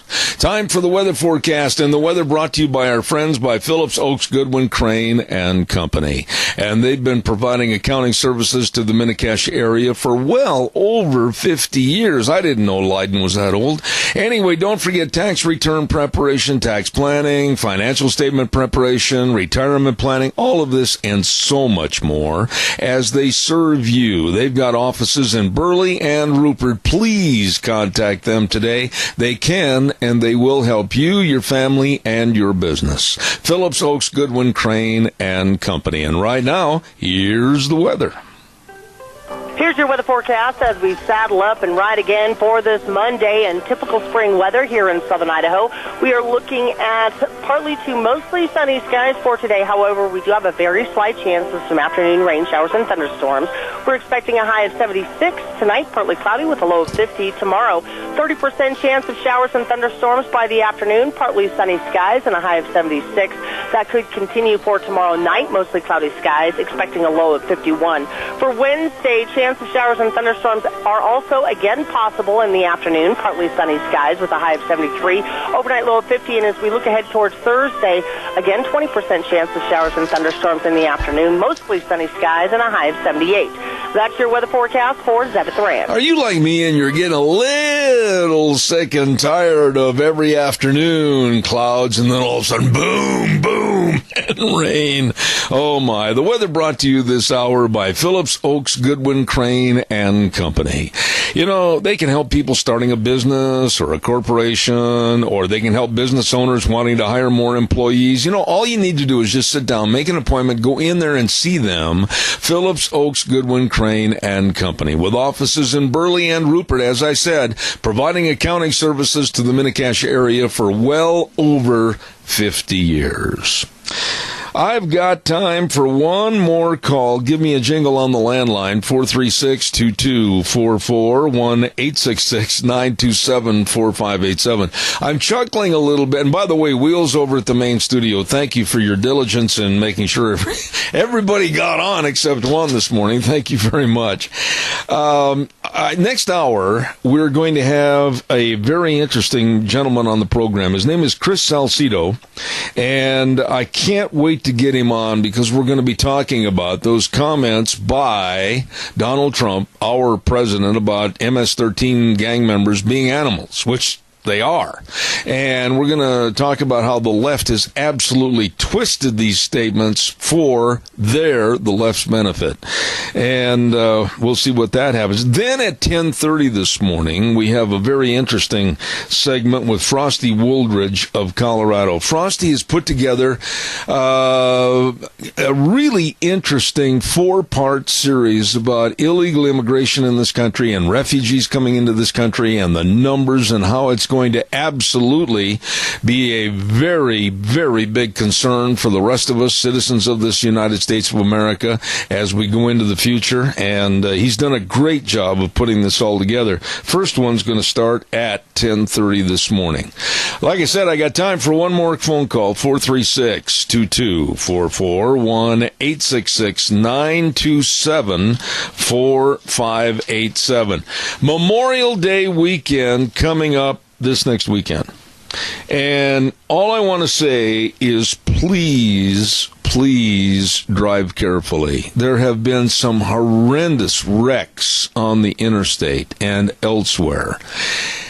Speed kills and lack of really understanding what's going on around you also kills. So if you're going someplace this weekend, I urge you to please drive carefully and maybe drive in the early morning hours or the late night hours to avoid all the nincompoops that'll be on the road trying to turn it into a NASCAR race. But wherever you're going, drive defensively and watch out what's going on around you. Don't get yourself into a pickle that you could possibly stay out of. Please drive carefully as we go into Memorial Day weekend, because I know probably a lot of the people on Friday afternoon, they're going to say, I'm out of here, and they're going to put their foot on the accelerator, and away they go. Caller, real quick, I got 1 minute left, fast. I'll be really quick. I'm a little insulted when we call those MS-13s animals, because they're animals. We ought to be calling them the devil. That was what the devil was destroyed everything. Absolutely. There is no word in the English language that I think can really describe how heinous and how low and vile MS-13 members are. I salute Donald Trump for having the courage to use the term animals, and I absolutely disregard the left and their idiocy for trying to critique him. Well, go right ahead, because Trump calls it out, and that's what they are. But they're the most evil thing there is. Absolutely. You know, I can't tell you how much I appreciate your listening and calling in on occasion. And by the way, I need to get you on for another water update in the next week or so. So by golly, I'll give you a call, my dear friend. Well, just work it out wherever it's convenient for you. I will, my friend. God bless you, Bert. I got to run to the news. Thanks for calling in. Okay. Thanks for your friendship. All right. There is one of my dearest friends, former Representative Bert Stevenson. I wished we had a whole bunch more like him. We're going to take off right now. Wheels is saying we got to go to the news. We got to go to the news. So, okay, we will. Wheels, it's all yours.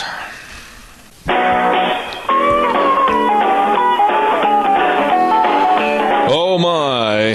Monday morning, Zeb at the Ranch. I'm Zeb Bell with our major sponsor, your Magic Valley, Les Schwab Tire Centers. All 7 locations serving you and telling you to get ready for a road trip. They've got the best of tires right there waiting for you at your Magic Valley, Les Schwab Tire Centers. And some of our great advertisers like Burley Physical Therapy and Rehabilitation at 1263 Bennett Avenue, Suite 2 in Burley, helping you get back to being you.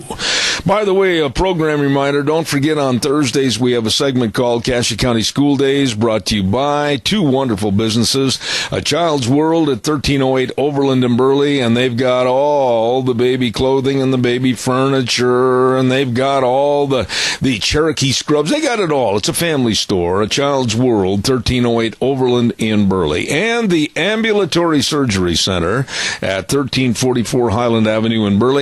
Number to call for your outpatient surgeries and save money on your life-saving colonoscopies, knee surgeries, etc. 677-8888. That number again, 677-8888. Ambulatory Surgery Center and A Child's World, bringing you School Days in Cassia County at 10:10 on Thursdays. Right now, we haven't been faring too well this morning with all the guests that have been scheduled on the program, so we're going to go over and ask my board operator. Wheels, do we have Mr. Chris Salcedo on the line? Yes, sir, we do. Well, good deal. Chris Salcedo, and an author and executive director of the Conservative Hispanic Society, and a whole lot more. Good morning, sir. How are you? Doing well, sir. Thank you very much. And a talk show host as well, so I understand how those kind of mornings go.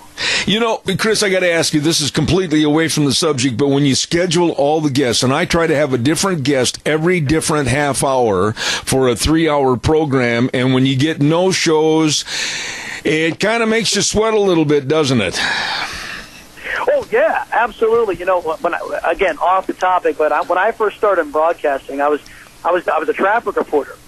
And a guy, but he's passed away now. His name's Steve Springer. He founded a company that did traffic out in Southern California. And he said, you know, even if you're doing traffic, be ready to be conversant and fill 10 or 15 minutes. You never know what's going to happen. So that was drilled in me when I was a young pup in this business, and it just kind of made sense. And boy, has that helped me throughout the years when I've had to do my fair share of tap dancing. Oh, believe me, that's a good way to put it, tap dancing, but I'm not a very good Fred Astaire, I'll tell you that. Chris, I wanted to ask you primarily, now, I listened to all the comments that were made last week about MS-13 and Donald Trump's animals remark. I listened to the whole thing in its complete context. Where and how did the left become so stupid that they turned that thing over to where he was referring to immigrants? Please explain this to me.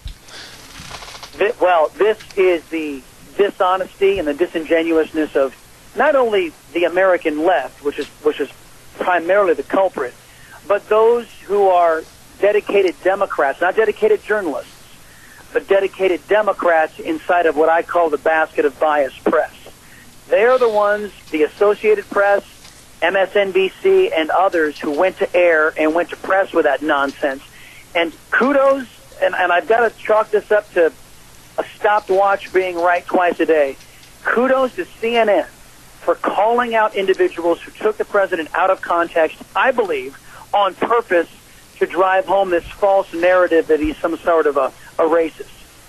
Well, yeah, but Feinstein and many other Democrats, I mean, they jumped into this puddle of water as if it was a $10 million swimming pool, and they keep churning it up. Why can't they understand the truth? Well, they can be excused because they're left-wing extremists who lie for a living. The Democrat Party, the politicians, they lie for a living, but you can't excuse those who claim to be in the business of telling the truth. And those are the people inside of the press agencies. I mean, we all expect Chuck Toomer, a guy I call Chuck Toomer, because he loves Obamacare. Chuck Toomer, we expect him to get out there and lie about what the president says. We expect Dianne Feinstein to get out there and lie about what the president says, because they'll just look at you with a straight face and say, "Oh, that's just politics." This is part of the reason why we can't trust these people anymore to tell us the truth. I'm talking about left-wingers, because they have a different agenda, and the truth isn't it. When you do your work with the executive directorship of the Conservative Hispanic Society, what are your goals, what is your mission statement, and what do you want to put forth in front of the public? Well, first off, I want the public to know and understand that those in the Latino community, more than any other minority group, are persuadable. Let me give you an example. In the state of Texas, where I broadcast and where we're headquartered, a majority of Latino men voted for the conservative governor and conservative lieutenant governor in the last gubernatorial election. 54%. So what that tells me is that more than any other minority group, that group is up for grabs. Meaning, you can talk with them, you can persuade them to say, "This is what the Democrats are offering. This is what we're offering as, praise God, conservative Republicans." Then people will, in the Latino community, will look at that and go and weigh their options and weigh the results, and then make a decision. That's one mission. The other mission is to remind the Hispanic community of its conservative origins, belief in God, a devout belief in God, the vehement objection to abortion on demand.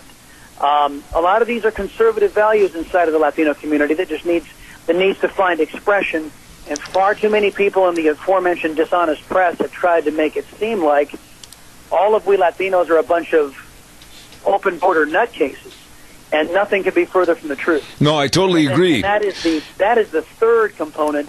That is trying to let America know that there are conservative Latinos who have a very differing view, and that we reject this idea of most of the people in the press lumping us all in with people who advocate breaking the law.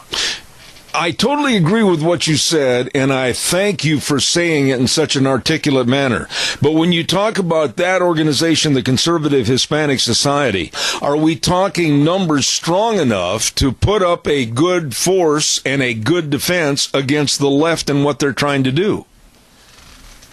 Well, my organization by itself, no.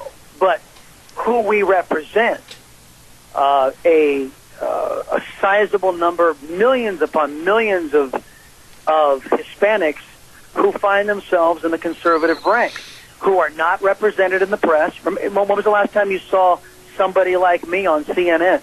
Yeah.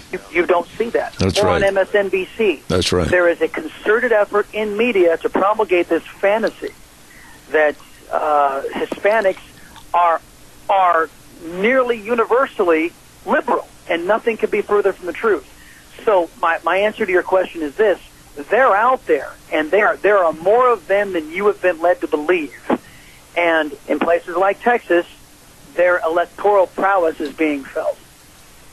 I would say this, and I'd like you to correct me or agree with me. I would say that of the Hispanics that I know, many of which are absolutely opposed to the sanctuary city policies and the evil that can come from that. What are your thoughts? Oh, well, absolutely. I can tell you my thoughts. I am vehemently opposed to lawlessness. That's why I oppose Democrats. It's why I oppose liberals. What a lot of folks don't understand is a lot of Latinos fled countries where the Democrats have already won, where their ideology has already won. So a lot of people, in particular in Cuba and in places in Central America, see the negative impacts of liberalism, of Democrat policies, so they flee. And not all of them, but many of them understand, look, if I take those same policies here to the United States, I'm going to destroy the last bastion of some place to run to.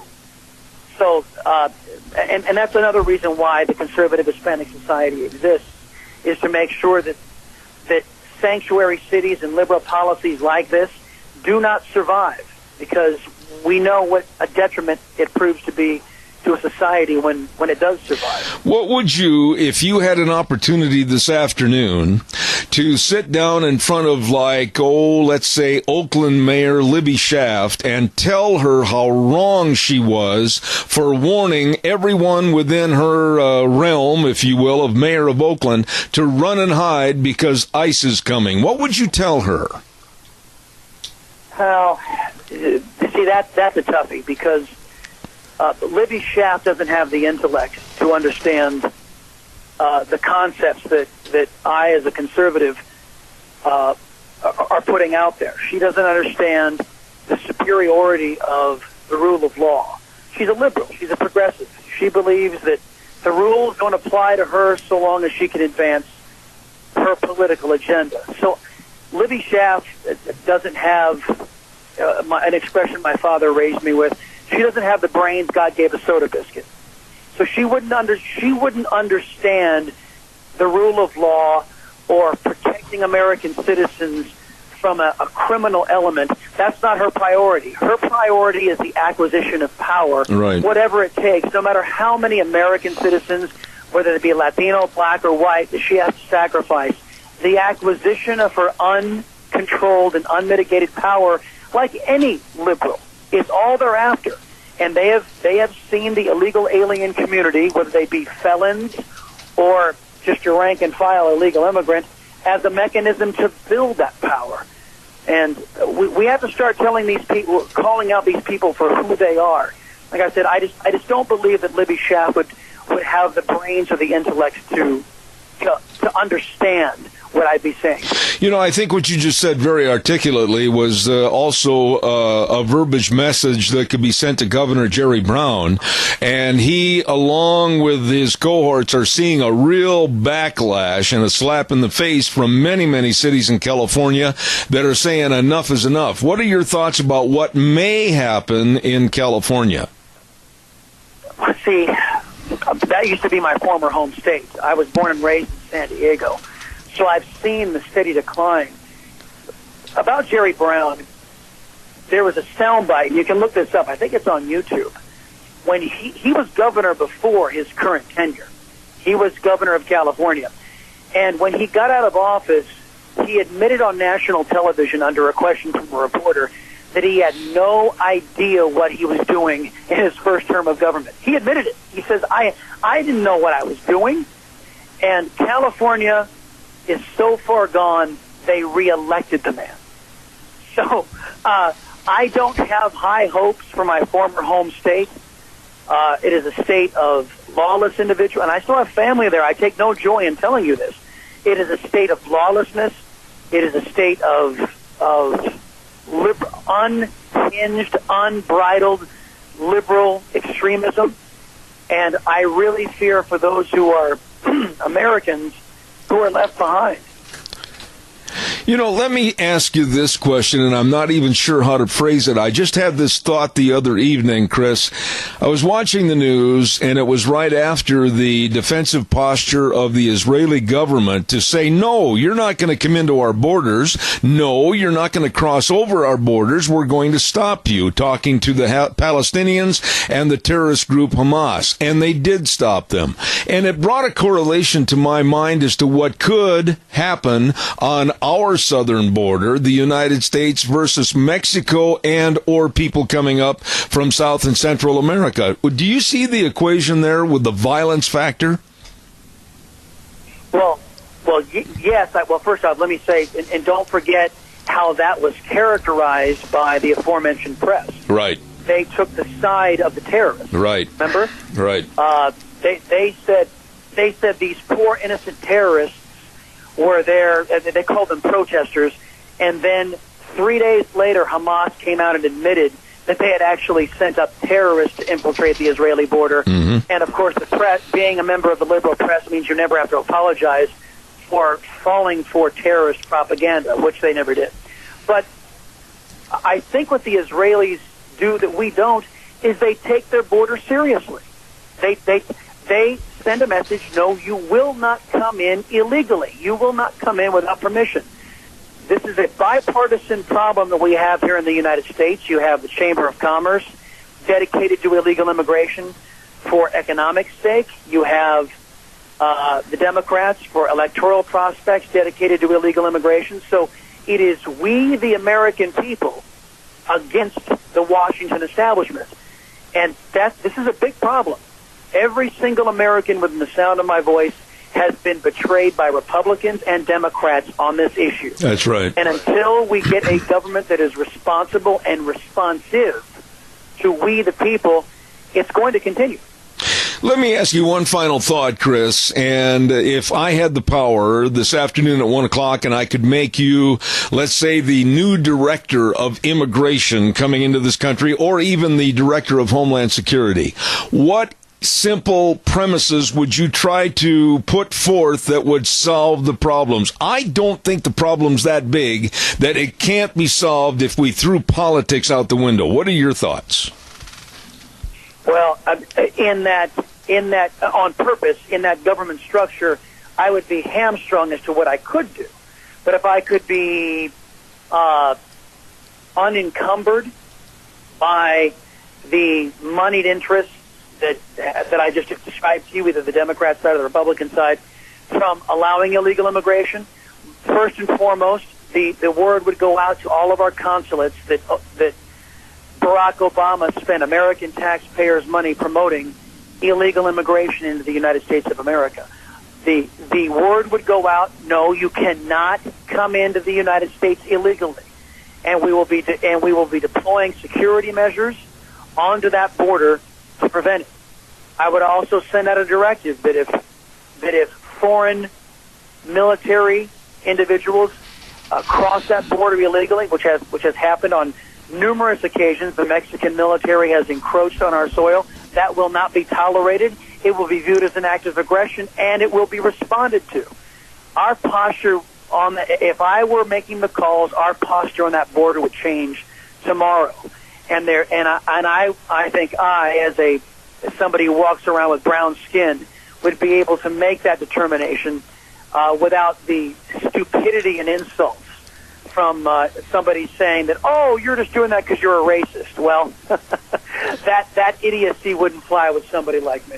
Well, the last thought on that question that I asked just a moment ago, though, Chris, are we too far gone? Have we had so much of the liberal influence in this country that condemns conservatism and condemns a border society? Are we too far gone, or can we turn this thing around? No, we are not too far gone. The election of Donald Trump proves that.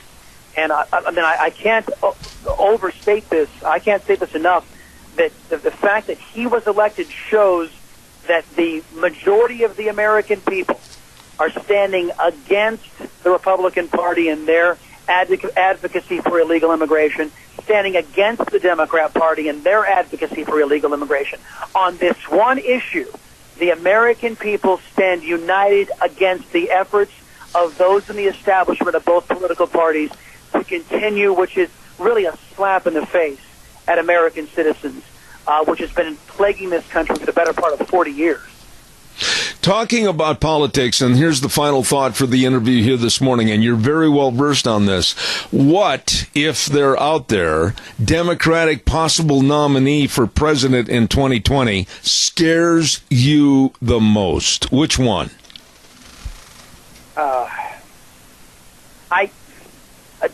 I'm not frightened by Democrats. What scares me is their ideology. And when Democrats are forced to confront who they really are, they lose.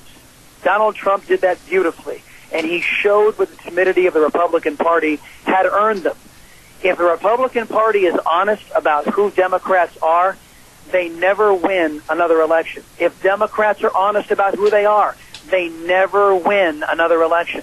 Why do you think that during Obama's occupation of the Oval Office, the Democrats lost across the country over 1,200 seats? It's because America got a good heaping snort full of Democrat liberal policies, and it turned the national stomach. As long as the Republican Party remains dedicated to winning, meaning as long as Donald Trump is the head of the Republican Party, then this country has a chance. Absolutely. By the way, I forgot to plug your book, Liberty Rises. Tell us a little bit about what the book is about and where they can obtain it.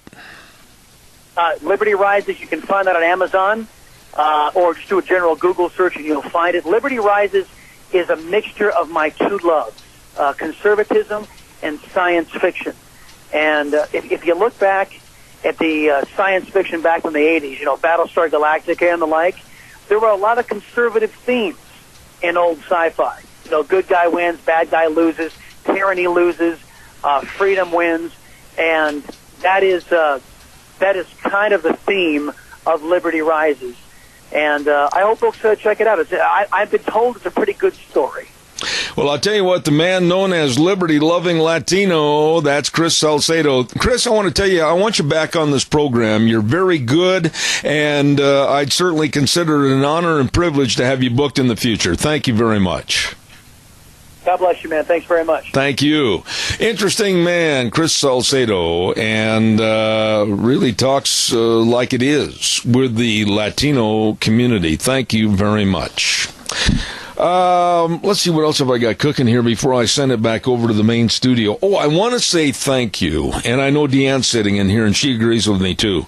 So many of you sent cards, so many of you sent emails, so many of you brought gifts over to the house, and by the way, the food was great, and so many of you gave well wishes to Deanne, and she got out of the hospital, and we're just waiting for answers on certain tests, and she wants to say a big thank you to, by the way, I'm going to have you do it in person. Just say thank you to everybody right there on that microphone. She hates talking on the mic. Just bend over and say...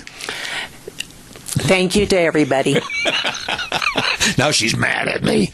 Anyway, God bless everybody for being so kind. And some of the food that was brought over, yours truly, enjoyed. Thank you very much. Let's see, what else have we got? Coming up this next half hour, I'm looking forward to this with a dear, dear friend, and that's Frosty Woldridge from Golden, Colorado. A 4-part series, and I don't want to take any fire away from Frosty, because he's going to be talking about illegal immigrants, illegal aliens, and, of course, refugees coming into this part of the country, and what it's going to do, and his fears. All of that coming up, and we're going to run a 4-part series on this, starting today and going all the way through Thursday. So, my dear buddy, Frosty Woldridge will be up in just a few moments, but right now we're going to send it back over to our main studios. I'll be back in about 3 minutes.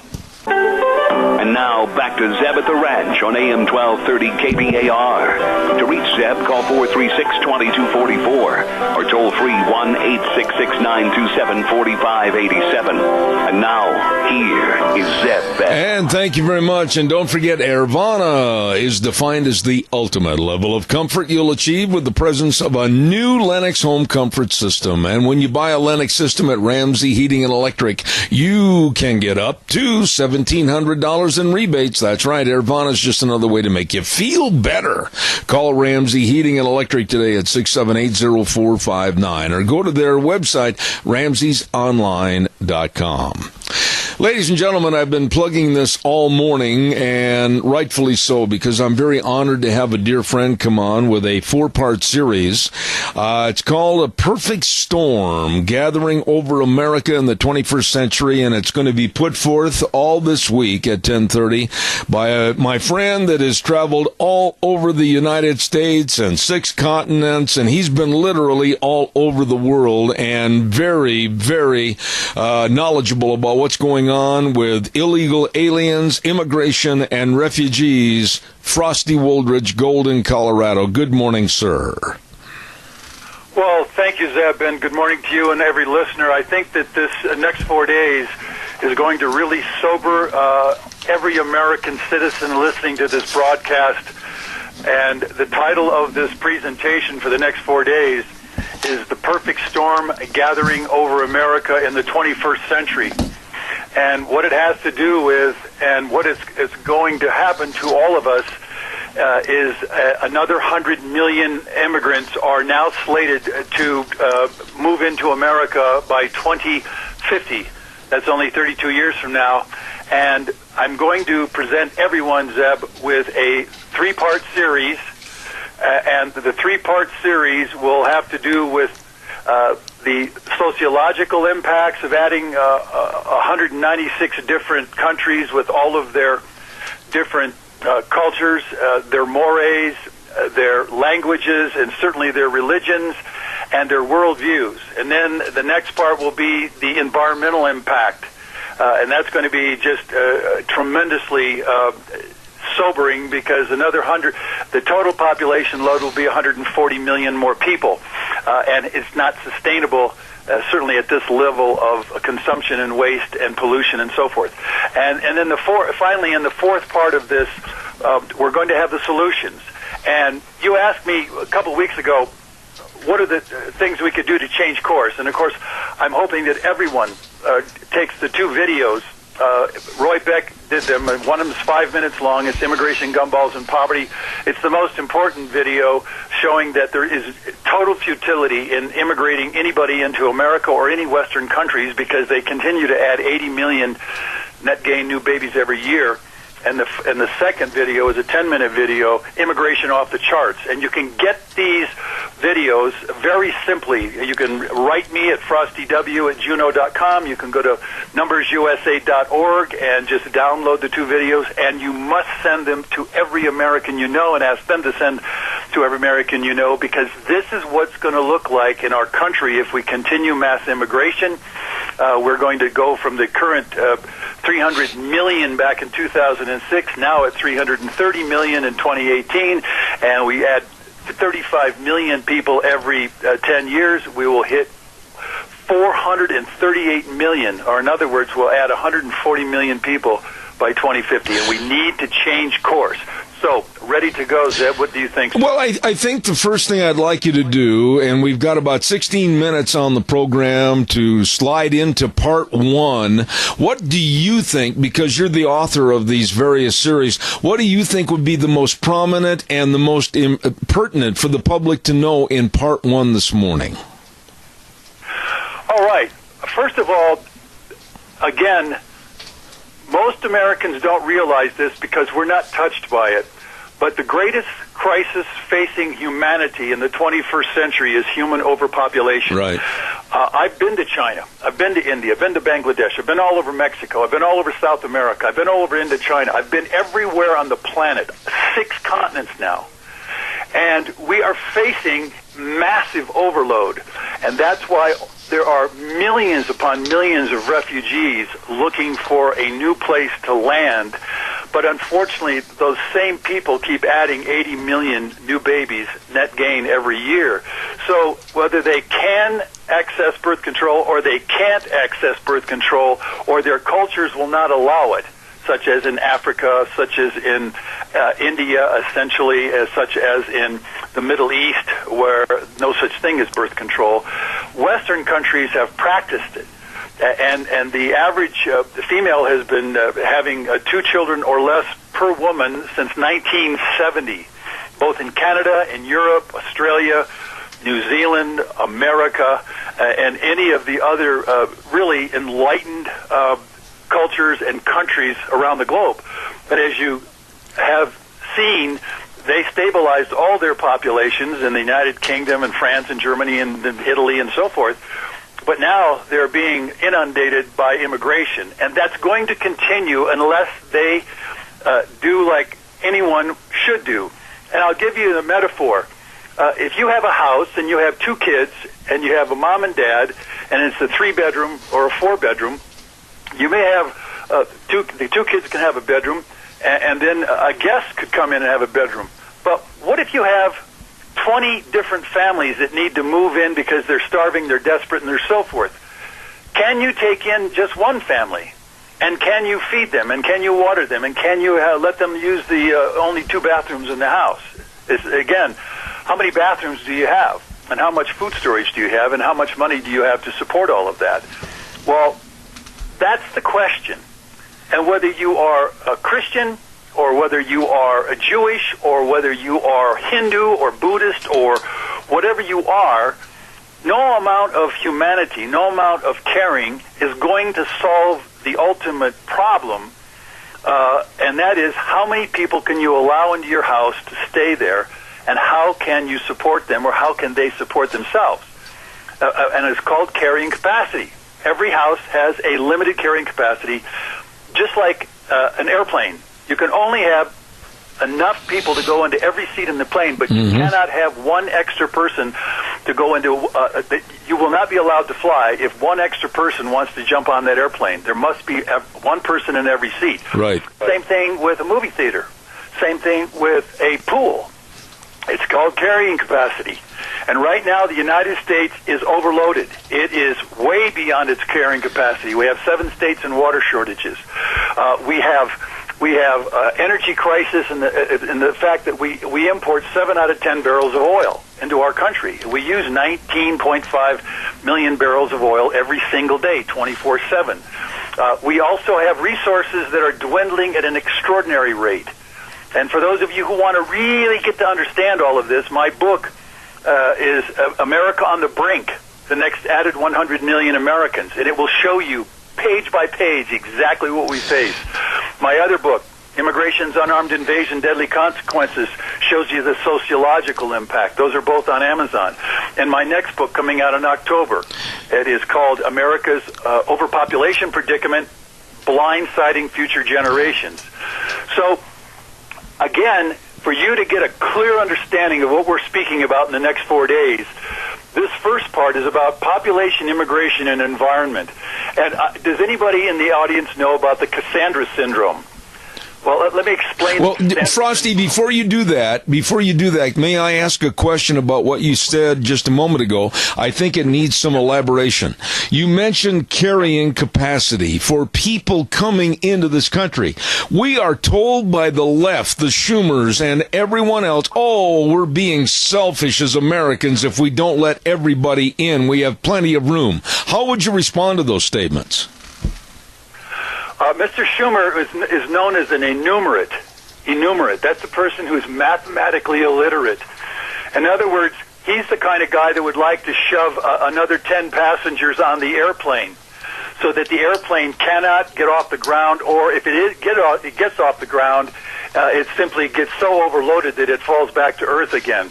Or he's the person who doesn't mind a pool being loaded. If a pool has a 100 level limitation of 100 people in a pool, but all of a sudden you put 500 people in that pool, what kind of a experience do you have as a person in the swimming pool? The same thing on a dance floor. Anybody been to a crowded dance floor?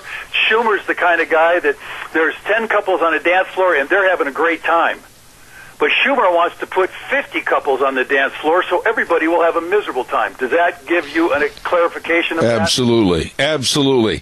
And now, this Cassandra syndrome is really, it's very intriguing to me. Go ahead and explain that, please. Okay, the Greeks, gods, Apollo, felt infatuated with King Priam's beautiful daughter Cassandra, so much so that he gave her the ability to prophesize the future. But he became infatuated with her to such an extent that he made advances on her because she was so beautiful. And of course, you just don't mess around with a god, certainly a Greek god. And Apollo, at that point, cursed her by making sure that no one would believe her. It's called the Cassandra syndrome, or the Cassandra complex. And so she kept making all of these predictions. They all came true, but nobody believed them. And so they all suffered with the blight and the pestilence and the starvation and the famine and so forth. Well, if you would like, people like me are a 21st century Cassandra. I'm the male version of the 21st century Cassandra, but I'm sharing with you the research I have done over a lifetime of 50 years of travel around the planet, having seen everything I've talked about.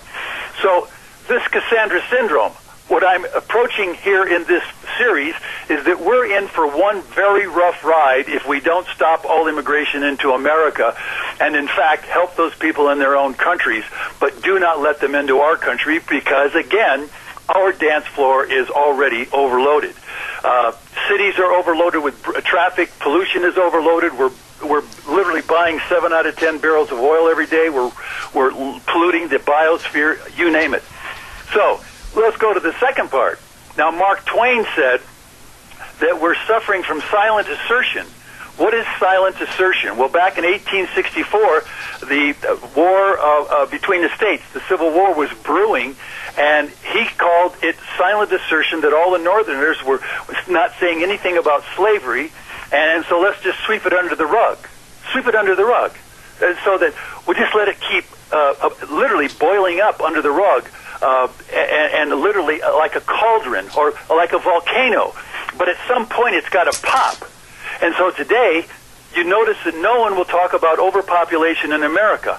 Yours truly has tried to get on 60 Minutes for the last 20 years. I've tried to get on ABC, NBC, CBS, Fox News for the last 20 years. I have tried to get on NPR and PBS. They are silent assertion. They don't want this information out to the public. So the public remains blind to what's coming. Again, so silent assertion is alive and well in the 21st century. You will not hear about it from any governor, any senators, any House reps. You won't hear it from any mayors. You won't hear it from the New York City mayor or Los Angeles or Fort Worth or Miami, Florida, where the gridlock and the people jammed and crammed together so badly that the quality of life is turned into just a horrible experience. And you're seeing the consequences daily with drug overdoses and with people who are having unhappy lives, you name it.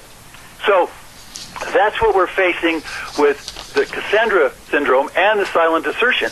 Now, one of the things that most Americans don't realize is, and here are the deadliest birth rates in the world. Africa at 1.1 billion people is expected to grow, according to UN population predictions, to 2 billion people by 2050, which is only 32 years from now. It's called exponential growth. And they are then going to double to 4 billion before the end of the century. So the question is, when do you think the immigration line of all those people fleeing Africa is going to stop? It's going to grow instead. India, the second largest city in the world, country, at 1.25 billion, that country grows by between 16 and 18 million people net gain per year, and they are flooding into America. Of course, Africa's refugees are flooding into America, whether it's Ethiopians, whether it's Congolese, or whether it's Somalians, whether it's Sudanese. Same thing with Indians are coming into our country because their country is so overloaded. And China, even with one child per family, they are growing by 8 million per year. And so you've got these deadliest birth rates, but what are they doing? They are migrating all of their excess humanity into United States of America at over 1.7 million per year. Get that number, 1.7 million. That's legal and illegal coming into the U.S. Around 500,000 or quarter to 500,000 are coming into Canada every year. You notice that 2 million poured into Europe last year from the Middle East and from Africa. And Australia is taking them in. I forget the numbers on them. So we are the recipient nation of all these deadliest birth rates. So, as you can see, as I really clarify this for you, no matter what we do, nothing we can do will save any of those countries or the continents, because they simply have overwhelmed their carrying capacity. And if we continue to do what we're doing right now, we will be overwhelmed and we will become like their countries. Now, anyone who's ever gone to Africa or India or China, you all know what a nightmare it is. And I've been to these places, and I can tell you, it is a living nightmare to be a citizen of China and or India. Look at the misery in Mexico. And it's got 114 million people in a landmass, 1/5 the size of America, and half of that landmass is arid, non-arable land. They can't even grow food. Why do you think most of Mexico is trying to get up here to America? Because it's so miserable in Mexico. Frosty, let me ask you. We're going to add another 20 million people by 2050. And I hope this picture. Zeb, am I painting a very good picture here? Well, you're painting the picture in a very articulate fashion, and I want to try to get into one other aspect of it before we run short on time. These countries that you mentioned, like Africa with Somalia and other parts of that country, and also Mexico and other parts of the world, are those governments, not doing anything for the people in preparation of a boost in numbers of people? Are they just sitting back and letting this problem happen? That's correct. They are sitting back and watching this problem happen, and so is the United States of America. There's not one senator, there's not one House rep, there's not one governor, not one mayor of any city that's talking about literally stabilizing their population and stabilizing their city or anything. It's always about grow, grow, grow. It's called exponential growth, and it's the same modus operandi of the cancer cell. Am I making myself clear? Absolutely. What does the cancer cell finally do to its host? Well, then why can't the American public and politicians, whether they're on the right or the left, see the influx of people, see the insurgence of people leaving and fleeing their countries, and we're going to end up with the same exacerbated problem right here in the United States? Where is the planning? Where is the control? That's exactly right. Now, again, the U.S. female and family has been having only 2 children or less per family, per woman since 1970. Same with Canada, same with Europe. So we have been responsible as citizens.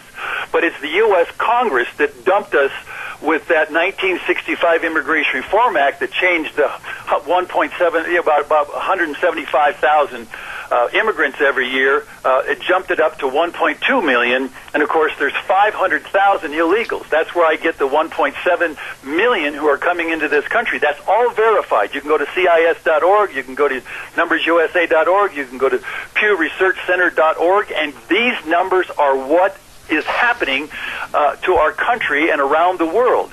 So it's not like they don't know about it. But what's happening is the power elites up there, it's called a Faustian bargain. Sell your economic soul for the present wealth and riches to get burned down later because it's out of your hands and you're probably going to be dead anyway. In other words, these people that are in power right now really don't care about future generations. They don't care about the water shortages. They don't care about the energy crisis. They really don't care about the ecology of America. They simply care about their power and their money and their prestige at this point in time, and essentially to hell with the future and to the hell with our kids in the United States here in the 21st century. And all of this, as you very, very well pointed out in your piece that you have written, falls back on the American taxpayer as a complete burden to our society. Am I wrong? You are totally correct. You and I, the American taxpayer, we are paying literally $296 billion a year. That's B as in boy, across 15 federal agencies to support all of these refugees, to give them homes and give them apartments and give them cars and give them gas cards and give them food stamps and give them free education. But it's not free, Zeb. Every taxpayer that's left is paying the bill. And right now you're seeing those taxpayers flee California because California really is the bow of America's Titanic, if I may use that metaphor, because California is literally inundated with immigrants. Again, 1,655 new people are added to California every 24 hours. 98% of them are legal and illegal immigrants, all of it because of nincompoops like Jerry Brown, the governor, and Dianne Feinstein, one of the senators, and all of the mayors and all the sanctuary cities. No one is going to get out of this thing unscathed. I don't care if you're rich. I don't care if you're poor. I don't care if you're middle class. We are going to be taxed to death, or we're going to be overpopulated to the death to such a point that it's eventually this civilization will collapse because of mass immigration. I'm giving you a Cassandra prediction based on my 50 years of world travel, based on all of the writing and all of the understandings that I've brought to the world and my life, and nothing, I mean, in fact, everything, no one can refute what I'm saying. There's no one that can come on this program and say, boy, Frosty's really wrong on the numbers. Nope. Frosty is really correct because he's done his homework and he's traveled all over the world to see exactly what I'm talking about. All right, I've got one final thought, and I've got 1 minute left, Frosty, and I can't wait for tomorrow's segment. But I think also this points out a complete political lack of responsibility to the constituents in every state. You are correct. Every governor is a derelict. The President of the United States right now is doing his best to stop this immigration flow. NumbersUSA.org, with 9 million members right now, is doing their best to stop this flow. And I will leave you, I'm going to leave every person with this quote today. And this is just the sheer numbers. If you're listening and your kids are listening right now, or you replay this podcast, you will see the certitude of which I speak. I am dead on the money. This is not going to go away. And one of my old friends, Dr. Otis Graham, who died last year, said, and I am quoting in his book, Unguarded Gates. In other words, our country has unguarded gates. We haven't guarded the gates for 40 years. We have had open borders. Everybody and their mother is coming into our country. We're being inundated. In fact, so much so that our entire ethos is being changed, rearranged, and degraded. And in fact, if you go to News with Views this morning, newswithviews.com, you'll see my latest It's called Destroying America's Ethos. Ethos, the culture, the virtue, the essence of our society, the identity that each one of us has is being destroyed because we're becoming everybody else's country. That's right. We've got the Muslims making their thing in this country and Sharia law. We've got La Raza down on the border trying to make all 4 states go back into Canada, Texas, New Mexico, Arizona, and California. We've got Black Lives Matter would you like to separate the entire black community and put into their own states, the 5 southern states.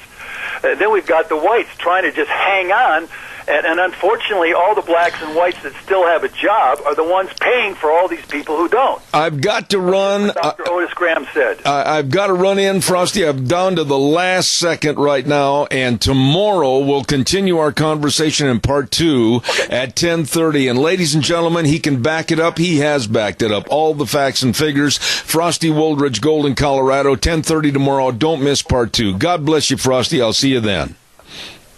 Sounds great. Thank you very much. Thank you. I am really excited about this 4-part series here at 10:30 each day this week. He's spot on. I've got to hurry. We've got a weather forecast coming up in just a moment. Don't forget Airvana, defined as the ultimate level of comfort you'll achieve with the presence of a new Lennox home comfort system. When you buy a new Lennox system at Ramsey Heating and Electric, you can get up to $1,700 in rebates. Airvana is just another way to make you feel better. So call Ramsey Heating and Electric at 678-0459 or visit them at ramseysonline.com. Weather quickly as Wheels is panting and saying, are we going to do it? Yes, we are. Scarrows Meats, 331 North Road, Jerome, with Don Scarrow and the crew at 324-7657. All the delicious meats, marinated prime rib, smoked hams, breakfast bacon, sausage, bratwurst, all of this and so much more. Delicious meats at Scarrows Meats in Jerome. And right now, here's Gina with the weather. Here's your weather forecast as we saddle up and ride again for this Monday and typical spring weather here in southern Idaho. We are looking at partly to mostly sunny skies for today. However, we do have a very slight chance of some afternoon rain showers and thunderstorms. We're expecting a high of 76 tonight, partly cloudy with a low of 50 tomorrow. 30% chance of showers and thunderstorms by the afternoon, partly sunny skies and a high of 76. That could continue for tomorrow night, mostly cloudy skies, expecting a low of 51. For Wednesday, chance of showers and thunderstorms are also again possible in the afternoon, partly sunny skies with a high of 73, overnight low of 50, and as we look ahead towards Thursday, again 20% chance of showers and thunderstorms in the afternoon, mostly sunny skies and a high of 78. That's your weather forecast for Zeb at the Ranch. Thank you, Gina. Brought to everybody by Scarrows Meats, Don Scarrow and his wonderful crew at 331 North Road, Jerome, and the number to call, 324-7657. Delicious meats at Scarrows Meats, where they're changing the way we eat, one delicious bite at a time. Hey, don't forget our major sponsor, your Magic Valley Les Schwab Tire Centers, all 7 locations, saying, hey, if you're going on a road trip, stop in and have a free pre-trip safety check, including the air pressure of your tires and checking the brake components, the wheel alignment for tire wear, front end components, shocks and struts, batteries. They check it all because they want you to go safely and return home safely. And don't forget, they've got all the tires with the different tread designs for your safe driving, for your cars, pickups, SUVs, horse trailers, boat trailers, everything at all 7 locations of your Magic Valley Les Schwab Tire Centers. Lane and Rupert, Dave on Blue Lakes and Twin, Mike and Buell, Mike and Jerome, the Twist family in Paul, Daniel on Poline in Twin Falls, and Randy on Overland in Burley. The best, your Magic Valley Les Schwab Tire Centers. Woo! I'm late. We'll see you tomorrow morning at 8:06. Zeb at the Ranch right here on KBAR 1230, streaming live on the internet, zebbell.com, where we always say the way things were, the way things ought to be. Adios. See you tomorrow morning.